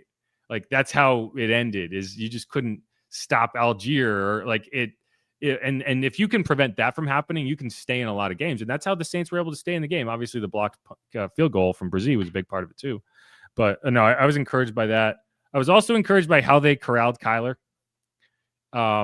And yeah, he got his. He's going to get his, right? I know he would have, like, I don't know, the bubble guts at some point in the second half or whatever, like, or going into the game. Like he had some bad gumbo. I don't know. But 7 carries for 38 yards, 5.4. I'll take 38 yards from Murray. Yeah, and he had a long of 13. Like that's, you're not going to be perfect. You did get him. But what I do think is worth mentioning is, so if you're going to talk about, and I know Bobby loves to talk about the QB run yards as rush yards, and you can do that. But what you also have to do if you're going to do that is remember there were 2 quarterback runs where he stepped out of bounds a yard behind the line of scrimmage. Sack. And in the stat sheet, those goes down as sacks. But in the grand scheme, if we're talking about QB runs as runs, those are 2 runs for -2 yards. So if you look at 7 for 38, and you add the 2 runs for -2 yards, which just seems fair considering that's what they were, it's 9 for 36. And that 5.4 average goes down to 4.0. And if you had told me going in, you're going to hold Kyler Murray to 4 yards of scramble, then I'd been like, okay, they did a pretty good job. So, like, I think that's the best they've done up against a mobile quarterback, a legitimately mobile quarterback in a while. So that's so. Do we ever find out what he was dealing with illness wise? I don't know. It's probably food poisoning. It is what it is. But like he was still moving. Like it wasn't like he was. Maybe he was a little slower. I don't know. Alante got through for that sack there. That was a big moment by him. Yeah. Like they handled him. They handled him. Like the third down. Like okay. Like for example, like all the third downs they gave up, it wasn't Kyler running. There was maybe one that he ran for. It was completions. They kept him in the pocket and he executed. Trey McBride had a couple. Marvin Harrison had one. There was a DPI. So it was mostly him passing and going in. And I know Deuce talked about this. It was like, hey, I need to force him to beat me with his arm. And I think they did that. Well, Marvin Harrison definitely helped him with that as well. Well, right. Like he's fully capable of beating you with his arm. Yeah. I just wanted to make sure, like, that was the bet I was going to make, is like, I have a way better chance if I'm forcing him to throw. And I feel like they did a pretty good job with that. And it has me encouraged because that's one of the more difficult mobile QB matchups you'll have. Like Brock Purdy's going to move around, but in a very different way. You know, Josh Allen is going to be, I don't even want to think about that game right now, but can you just not go? At least you won't be freezing your butt off on the sideline. That's a good point. And there's a couple stadiums I get to go to this year that I've never been to, like Seattle, Buffalo. I think there's one more. Chicago? Do they go to Chicago? No. Oh, I think they do. I think they go to Chicago. Yeah, week 7. You're right. Yeah. So that's 3 stadiums I haven't been to. I get to knock them off the list, which is cool. Any other names you want to throw out there? I have a couple more, but hit me with them. Let me think here real quick. We mentioned Cam Jordan at the start of the show. really glad to see him. There was all that nervousness, I think, with, Chase Young being out for the game. And it's like, oh, man, what's going to happen to this pass rush now? And he comes out right away, gets a sack. And I kind of told Bobby, too, I'm like, you love touchdowns. Obviously, you want points on the board. But, man, oh, man, there's nothing like that Superdome when a sack or a turnover happens for the defense. It was ripping for that right there. And that was early in the game.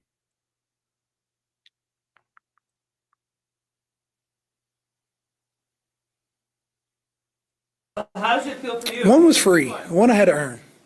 One I missed.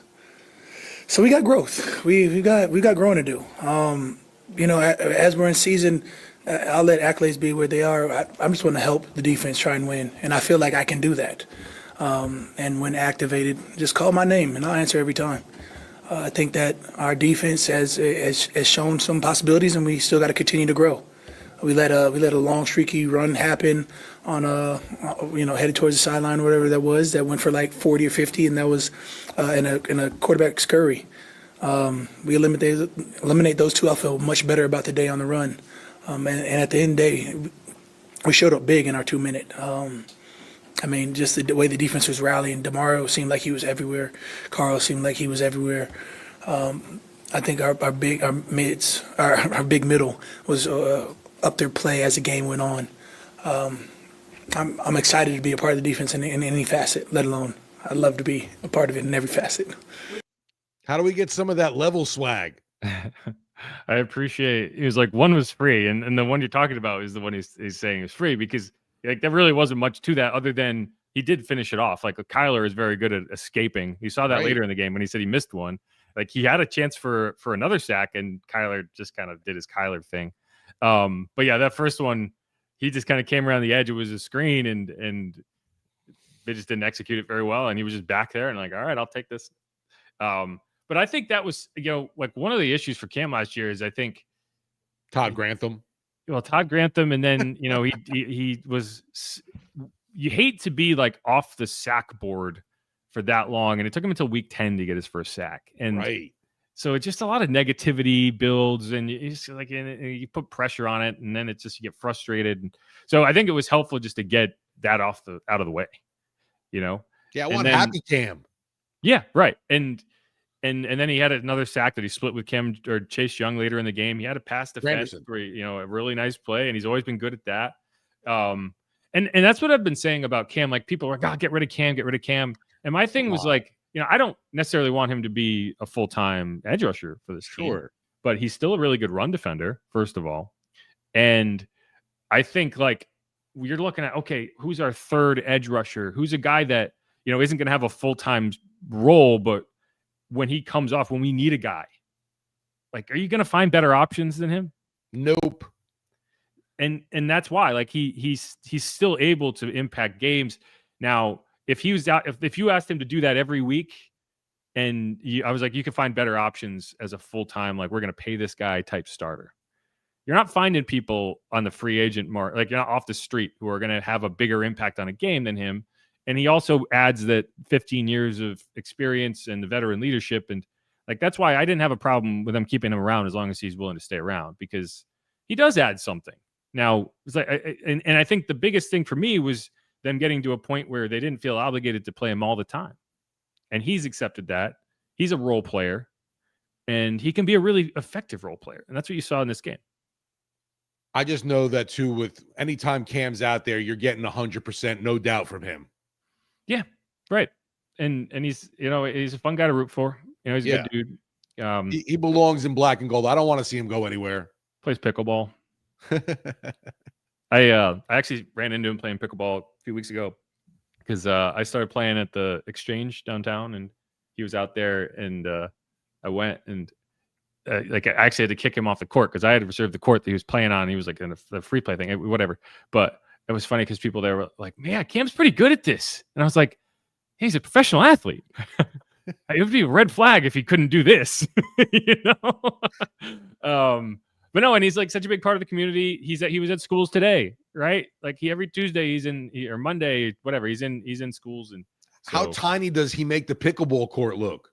Yeah, well, that's why they struggle, because like they can't get it past him. He's this hulking figure, especially if you're playing doubles. 6'4", It's weird you 280 hit it, but he's something. not there anyway. But no, I agree with you. That's why I wore my Cam Jordan Day shirt, even though it's about 2 sizes too small for me. Nice. Yeah. But no, It's it was good to cool be- for him. Like, you know, Did you wear it at the game or no? no, I can't wear this in public. It's I didn't like know if you had painted that on. under your blazer. Oh yeah, I could wear it under the blazer. Yeah, they would only see that. But no, I mean, he's like 20th on the all-time sack list. Like, not Saints. He's already the Saints sack leader. He's like tied with Robert Mathis now. Like, that's incredible. So, and appreciate. That's what I'm saying. Like, you know, there's a lot of negativity about Cam and that he's fallen off and whatever. But like, appreciate what you got there, because he's a special dude. Yeah, I don't want to hear he's just collecting a check. Like I said, that guy, I know Cam every freaking play is going out there with that full head of steam, and the guy just wants and loves the game of football in his life constantly. He doesn't have to be playing anymore. And there's the drop off with Cam, but man, what he brings to you as that veteran leader in the locker room and still getting it done on the field. And in a game like this, where you needed something early on to set the tone for this defense, and he's out there doing it. Yeah, I agree with you. Few more, like mention Alontae Taylor. You know, we saw the sack. He's coming back from injury. So one thing that I will mention, if you watch the game, you probably notice him coming off the field a lot. He was not in on a lot of reps, and it's because, normally what you do with Alontae is he's your nickel corner. And then when you go to base reps, you don't have a nickel corner on the field. So you would have him bump out and Ike Adam would come off the field. In this game, and Deuce talked about this, like Deuce was spot on, you wanted to kind of limit his reps a little bit since he's coming back from injury and he's ahead of schedule, and you just don't want to exacerbate it. I expect those training wheels come off next week. But it was really just hey, we're gonna take him off the field for those reps to kind of keep that number a little lower. And he got out of the game fine. And I asked him about it after the game. He said, like, yeah, don't expect that to be the case for very long. He's like, I'm going to be on the field all the time. Like, I'm not coming off the field when I'm healthy.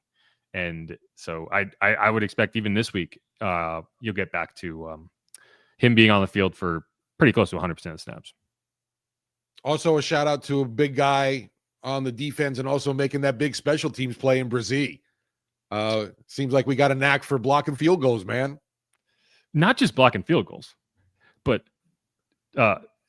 hurdling the line to do it, which is like, I've seen like Isaiah Simmons do that, like really athletic linebackers and safeties, like Cam Chancellor. I feel like I've seen do it. Like you don't see defensive tackles doing it. And that's why he's able to, because you have to block him. Like if it's Isaiah Simmons, the offensive lineman is like, he's not coming through me, right? He might jump over me. I'll be ready for it if he does. No one's sitting there being like, yeah, this 6'5", 300-pound dude is going to jump over me right now. But he does, and he's done it twice. It's the exact same thing they did against the Giants, and they did it here. And in both cases, like against the Giants, it won the game. In this game, it gave the Saints a chance. If they kick a field goal and go back up 10, the Saints aren't in that game. It's over. It's garbage time, right? Blocking that field goal meant that the Saints had a chance to go down and make that into a game. And yeah, I agree with you. Good for him. I'd like him to be a little bit more impactful in the pass rush. I don't think he had a great game. I need to go back and watch the all-22. It did seem like he played better in the run game, though. And so, I think he's a really good player. Yeah, definitely. When you talk about stock up, I still feel like the arrow is going up with Brazil, and I'm being one of the younger building blocks for this defense. That's a positive. Well, that's a good thing, because the rest of that draft class looks rough. Right. Yeah. Like he's the only player in it that was any good. Although Jordan Howden might be a starter now. That doesn't, not by design. Doesn't make me feel any better, though. Okay, just a couple more and quickly. I was really harsh on the punters throughout camp. So good for you. Bring them up for sure. I gotta give Kai Kroger his due. Like he had, there was one that he let up a big return, but he had a 51-yard net punt to start that game. And then in a big moment, he had a 54-yard net punt that was angled out of bounds. Like Greg Dortch is one of the more aggressive returners in the NFL, and he didn't have a chance. Like he tried to catch it. He couldn't. It took him out of bounds. So no, good for him. And then Velus Jones that 52-yard net punt or 51-yard, whatever it was. Like the reason that was fair caught was because Velus Jones got downfield fast and was like standing right in that guy's grills. Like, you got to catch it. You got to fair catch this. And then Isaiah Stallbird had a couple nice plays on special teams. He suplexed the guy, which so. No, I'm glad you brought up Kroger too, because that was definitely a situation with the punter. We talked about it a lot. I was kind of biting my fingernails on that one going into the game. Yeah, and it was also helpful that he did that with Blake Gillikin over there, flopping away, flopping like a fish out there. Did you see that? Yeah. Like, come on, man. The crowd was booing him when he flopped, which I appreciated. Like, that's what, like, Saints fans, they know what's going on in the game. Like sometimes you'll go to games and it's like they don't have any idea what's happening. It's like everyone's excited, they're jumping around, but like for people to be aware enough of what's going on with the punter after the punt to boo Blake, knowing it's Blake, and just kind of I appreciated that, because like that's I saw it and I was like, this motherfucker, like, get out of here, and everyone else had the same reaction, so I appreciated that. Anyone else? Because that's all I got. I think we've touched on stock up. We mentioned the running backs as a whole kind of thing. That was good to see. Defensively, no individual more that I can think of that's worthy of a stock up. I did see someone in our chat asking about Pete Werner. And I thought it was funny because he did lead the team in tackles, but I haven't really heard much about him. It's very ho-hum leading the team in tackles. Like, yeah. He kind of just did his job, which I guess is a sack too, right? Yeah. But all right, let's end this. We're gonna come back with a quick mailbag, so we don't have to force this, because I think this was good. I think we hit on a lot of stuff. I think I got off my rant about Juwan. Like, we don't have to fight about it anymore. It's out there in the world. You can disagree with me if you want. I'm not gonna get mad about it. But that's it's definitely bold putting him in stock up after that play. But I hear you. It was other than that, it was a pretty damn good day. Yeah, and again, and that's kind of where I am. But all right, that's it. Who dat? Go Saints! Thanks everyone for listening. It was a loss. I'm still excited. We got football. We got 16 more of these games. Like, let's do it. Let's go. Let's roll. Get Spence a win. Let's call some timeouts. Okay. Let's get Spence a win. Let's win one for the Rattler. Yes. Let's win one. Let's win one for the Rattler guy. Let's see. I got it. I held up the entire show without doing that, but I couldn't help myself. All right. Who dat? Thanks everyone for listening. Make sure to subscribe. Be easy. Later, folks.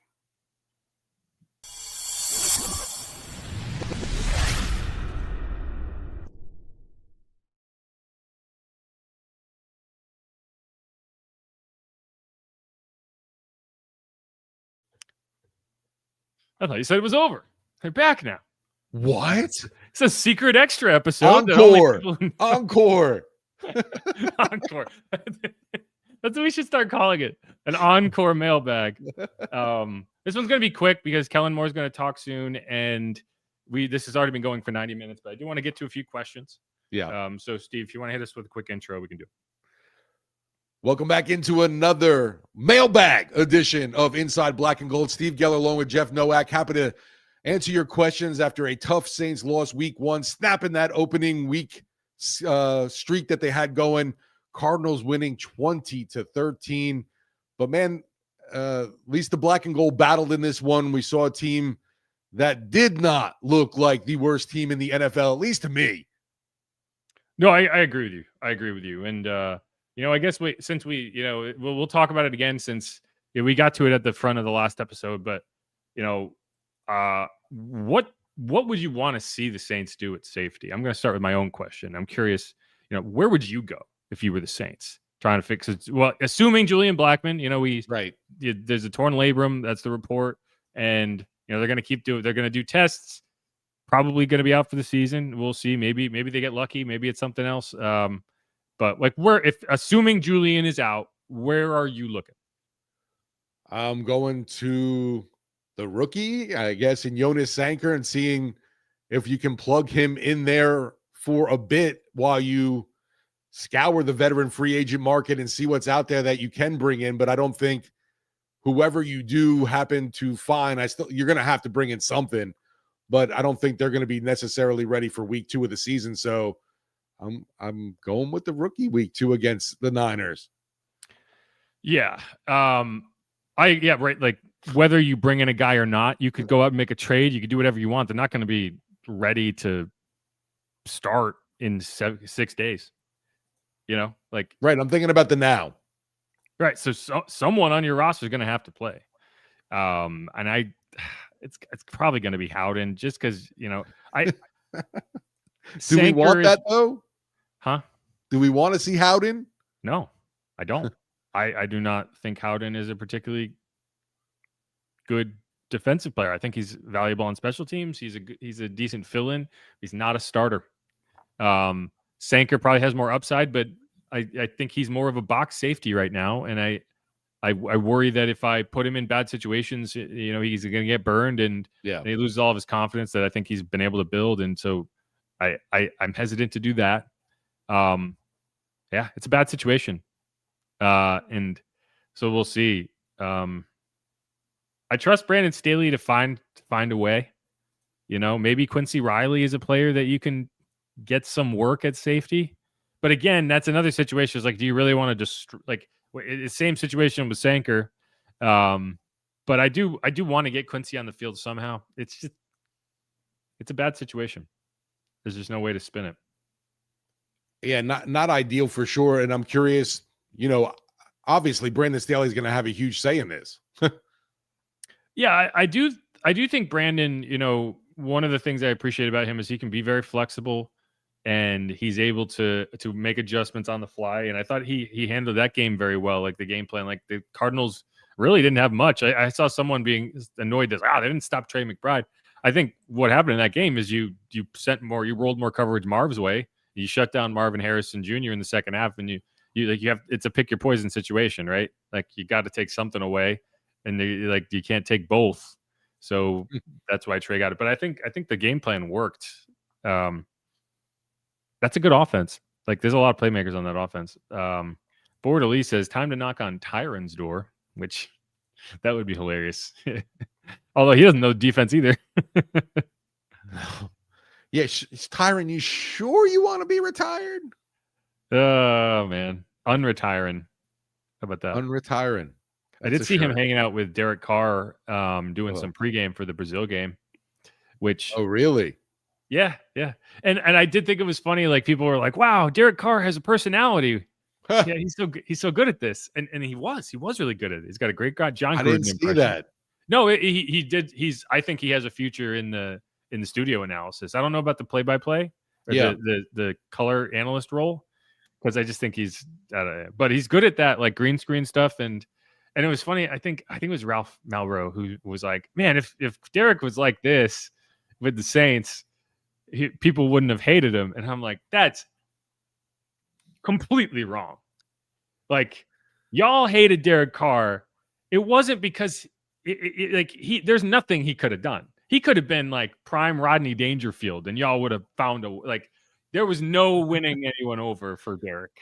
Like, let's just be real about that. Like he had a personality. Like it came out at times when things were going well. Like remember the Michael Jackson thing? Like he had moments where you were like, oh, okay, when things are going well, he was constantly on the defensive here.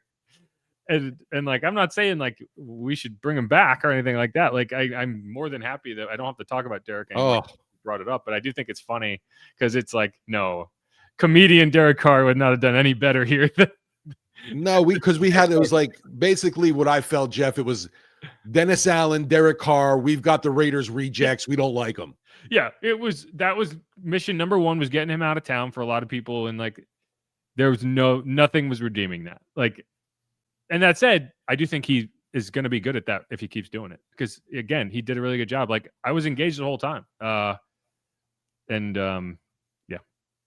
like no one hated Derek before he got here. They just hated Derek as the Saints quarterback. So better I think as a NFL analyst than a car reviewer. Yeah, that was bad. Don't do that. Robert Griffin says, thanks for the comments on Warner. Stats indicate he had a good game. No one else commented on him. Yeah, he kind of just had a ho-hum, like, I made a lot of tackles. And that's what you want from him, right?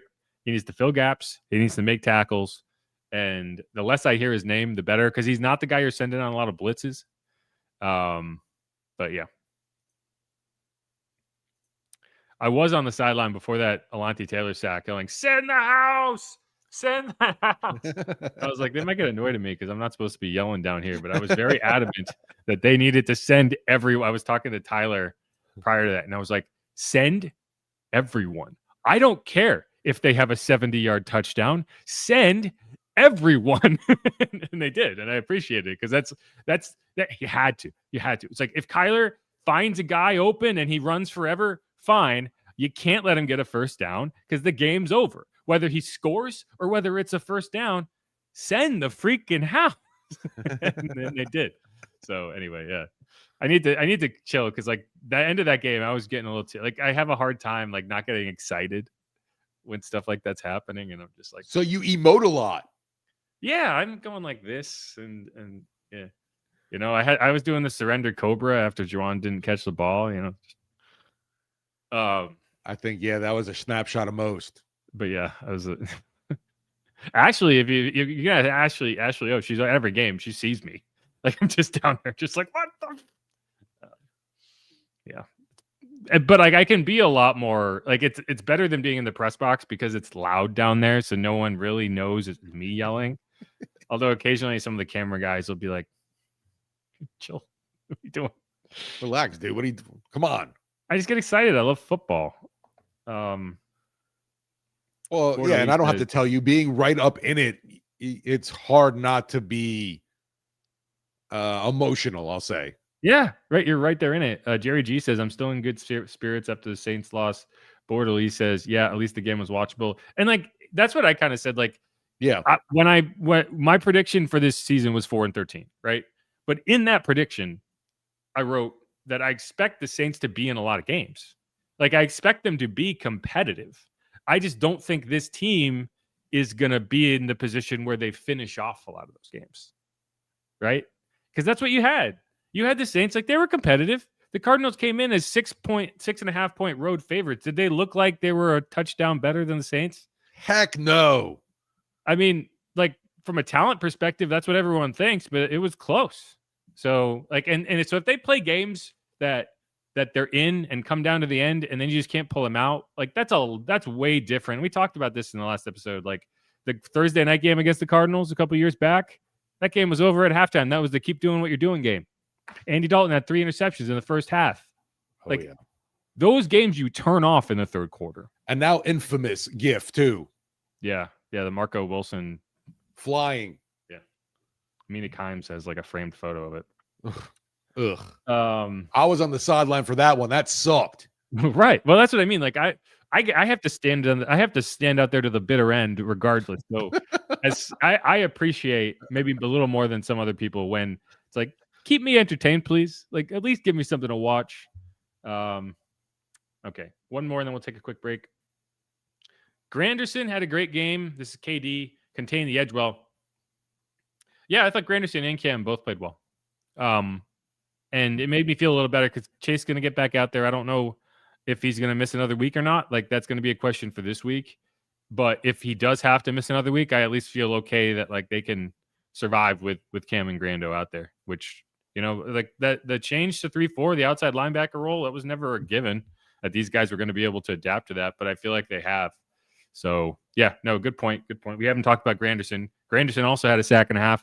Granderson also had a pass defense. He had a couple really nice plays in the run game. So, no, he deserves some credit too. So I'm glad you brought that up. Shout out to the Grandy Man. The Grandy Man. The Grandy Man can. Right. But all right, we're going to take a quick break. This is Inside Black and Gold, the mailbag edition. Got a few more to get through. If you could still throw some comments in there, I'll try to get to them. And we're kind of pre-gaming the Kellen Moore press conference here. What's up? I wish I told you to star one. I can't find it now. Someone said that we should have gotten Shedeur Sanders because he's the Black Drew Brees. It's a good nickname. He should copyright that. I was down in the dumps. It's like when we first started out and I wasn't feeling too great coming into the pod, and that made me smile at least. Should trademark that. Yeah. BDB. Hashtag BDB. Shadur, baby. SDDB. SDBD. It sounds too much like STTDB. But that's an LSU thing. We don't need to spell it out. Either way. Jeff Nowak, Steve Geller. One more quick segment here coming back on the mailbag. Who dat? Go Saints. Stick around.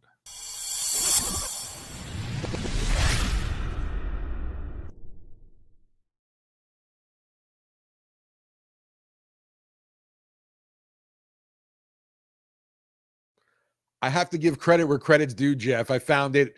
It's not Britney Spears. It's Courtney Spears. Courtney Spears. You Yeah, can't so highlight shout it? out to Courtney. Am I the only one that can do that? You can't click on it? What you mean?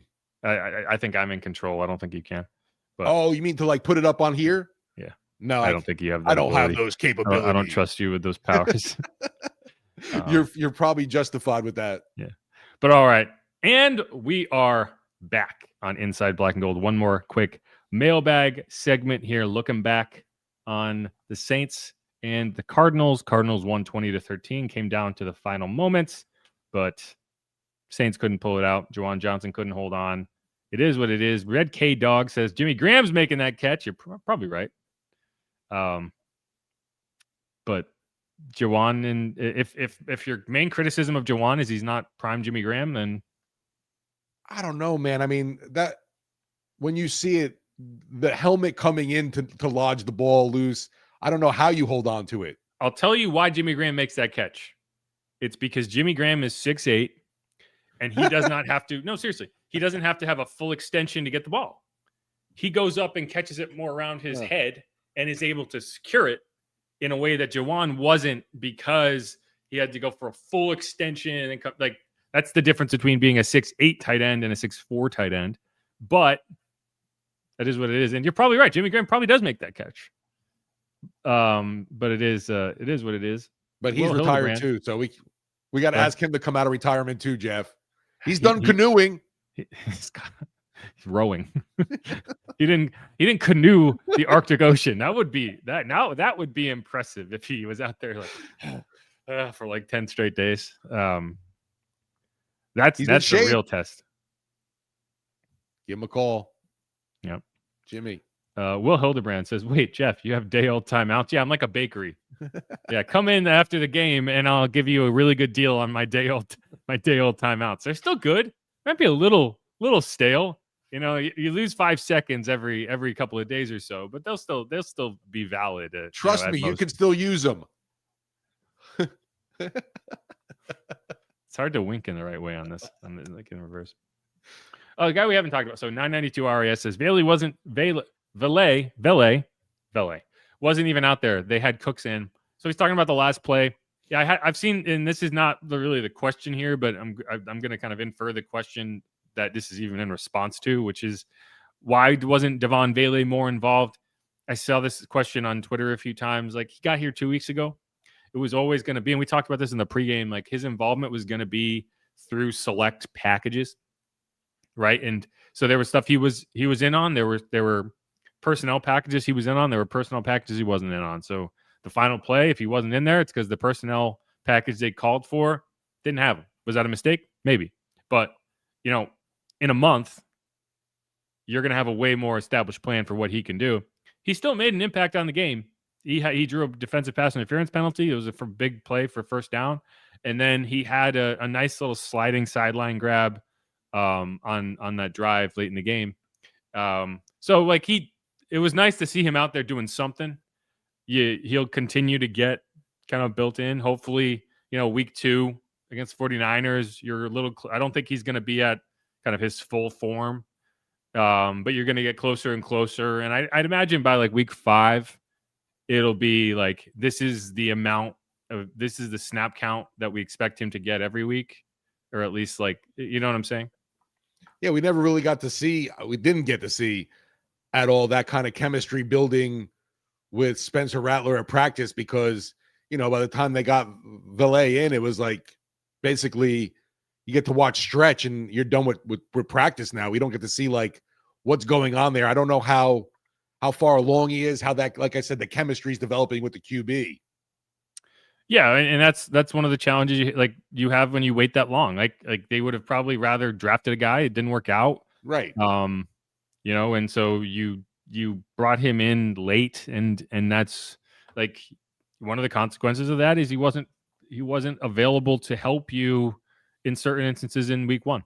Like, see that we go back now with the Blackmon injury. That was it's so harsh and brutal too, because he did come in and just fit in right away. Yeah, and he took reps away from people who now are going to be a little behind. Yeah. And not that you should have foreseen this. Right. But that's just the reality is you installed all of this with him in mind, with the things he does well, like you cater your game plan to that. And now you got to replace him with someone who does different things well. 992 RIS, another one says, even when Peyton had training wheels on Breeze, they still moved the ball at all the different levels, and Kellen was god awful with play calling. I don't know about that. Even at Drew Brees' worst, comparing Spencer Rattler to Breeze in 2006, which has to be what you're talking about, is just wild to me. Like, that's just not a fair comparison. I didn't just the last statement to me. I don't think it was god awful play calling either. I think it was very calculated play calling where you were very intentional with how you did it. But like the timeout scenario is a different thing. I'm not saying that, but the play calling I didn't think was bad. No, it was fine. But like the reason I think this is a ridiculous comparison is because Drew was in like year 6. Even when he got here, even his first year with the Saints, he had multiple years of starting experience with the Chargers. So that's not a fair comparison. That doesn't make sense at all.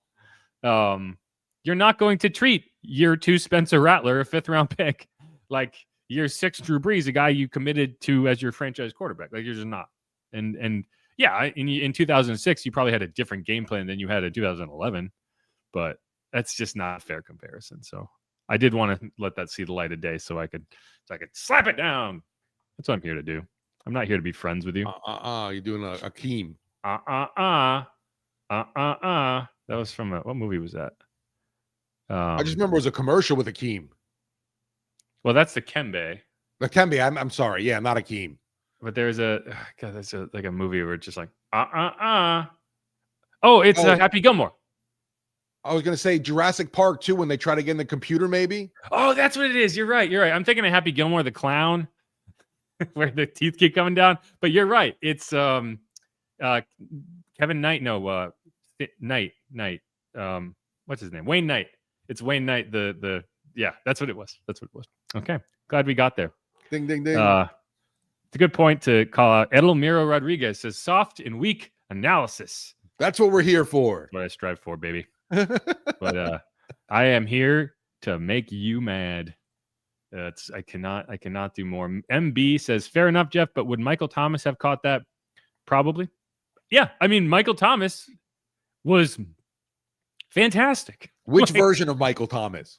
Yeah, like the 2019 Michael Thomas. Sure. Honestly, even at his worst, Mike Thomas was a elite contested catch receiver. Like, I think of like the game against the Falcons and DA's first head coaching job when they came back in the fourth quarter. Like, yeah, like that was his best skill.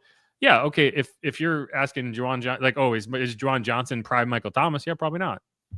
Like, again, I'm not trying to compare him to, like, I'm just saying, like, what he did in that game was well worth the contract he's on, and you didn't make him the top paid tight end. You did make Mike Thomas the top paid wide receiver. It wasn't his only target of the day, and unfortunately, it was his last one. Yeah, this isn't Jimmy Graham. This isn't like, yeah, we're going to throw it him one time. He's going to score a touchdown. He's going to go sit the rest of the game. Right. Okay. So Jeff is the king of the well actually takes. Yeah, I do feel bad about that. Like, I know it's very annoying, but I can't help myself. Oh, we got a but. 92 RS says, but I'm waiting. We're doing this in real time. Let's see what you got. Don't leave me hanging. He's typing feverishly, I can tell. Champy did say Jurassic Park 1. He's right. Woohoo. Will Hildebrand says, but Drew upped everyone's level too. Rattler doesn't have that. Yeah, I mean, that's not gonna argue fair. that either, right? You know, like you may be right, but I think it's a little early in his career to say like, oh, he's not elevating his teammates. Do guys in their first 7 starts of their careers, are they responsible for elevating their teammates, or should you have a system around them that helps them? I just don't want to try and even compare Spencer to Drew Brees either. It's not fair. It's just not. It's not. Like, compare Spencer to like Will Levis, you know. And yeah, he's 0-7. I get that. I'm just saying, like, you have to compare him to contemporaries, and Drew Brees is not a contemporary of his. Like, that's just not a fair comparison. Like, you're talking about the other young quarterbacks that are out there, right? Tyler, he's better than Desmond Ridder. Tyler, I'm going to disagree with you because Ted Ginn was a Pro Bowler before he got here. Ted Ginn was a good player. He just had the worst hands. And that's how you know Ted Ginn was one of the best athletes you'll ever find, is that he had a Pro Bowl caliber career. Like, he made Pro Bowls despite having hands that were literally cinder blocks. Like, there's highlight reels of him making the most egregious drops like Cam Newton. Until Drew was throwing to him. Well, no, he still had some pretty nasty drops. Not that bad though, man. Drew, it was amazing the turnaround. He had some really nice catches with the Saints, but like, Drew didn't make Ted Ginn. Drew extended Ted Ginn. Like, Ted would probably been out of the league if it wasn't for Drew. Kind of, you know what I'm saying? But Ted, like, people forget Ted Ginn was a first round pick. Yep. Ted Ginn came into the league back when returners was a job, you know, back when you could be a first round pick as a returner, and he was really goddamn good at it. You can look it up real quick. You know what it was, Jeff? Ginn's first year with the Saints, 2017, he had a catch percentage of 75.7, but after that it dipped off. Yeah. Yeah. And I mean, he wasn't just a first round pick. He was the number 9 pick in that draft. Like, think about that. Like, at that point in the NFL, you know, the return game was so important that you were spending a top 10 pick on a guy that was a returner, like, primarily. Just crazy how that's changed.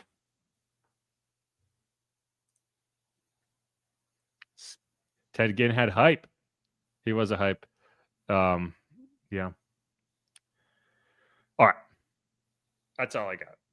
I still we never did get the final word from 992 RAS there, which is disappointing. But hey, you know, maybe next time.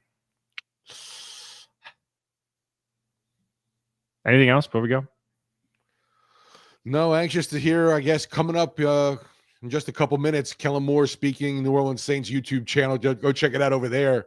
But find out more about the injuries. Not just Blackmon. Curious about what's going to be word on, like, a guy, if we know anything more on Taliesin Fuaga.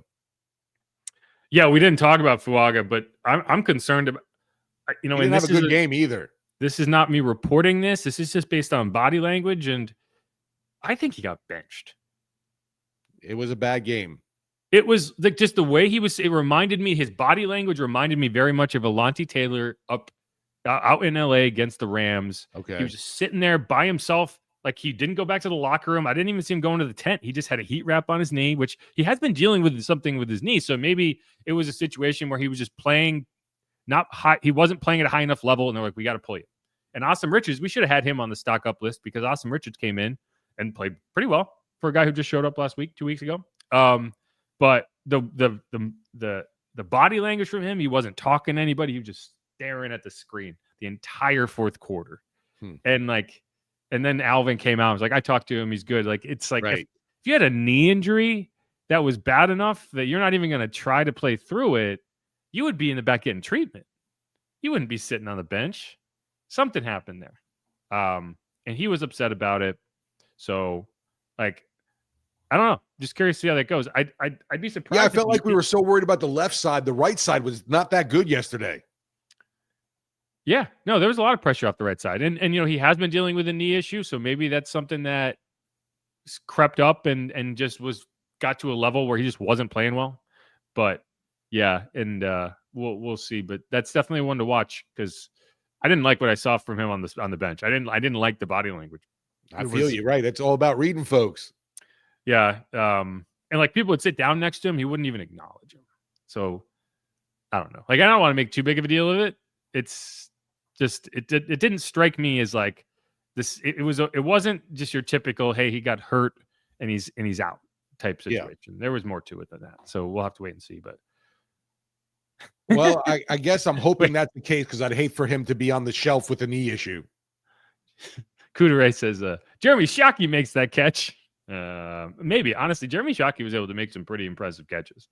Jeremy Shockey, I will never forget. I was a Giants fan, so I watched prime Jeremy Shockey. Y'all got kind of over the hill Jeremy Shockey, right? But I'll never forget Jeremy. He had this freaking giant eagle tattoo, and he was like the king of getting his helmet knocked off, and not just continuing to play, like hitting people. Like he would have his helmet knocked off and then look for contact, and it's just like, what the hell? He's the reason they changed that rule that if you have your helmet knocked off, the play ends, because he was going to kill himself headbutting people. Anyway, so Jeremy Shockey, good note. But all right, wrap this up. Another successful episode of Inside Black and Gold. At least I think it was successful. If you think it was successful, let me know. If you don't, keep it to yourself. We got another week of the season. We're coming up on the 49ers. They're coming to town, and then we'll hit the road for 2 weeks, go out to Seattle, go out to Buffalo. But we'll have a lot to talk about. Until then, who dat? Go Saints. Be easy, y'all. Steve. Win for Spence. I dig it. Peace.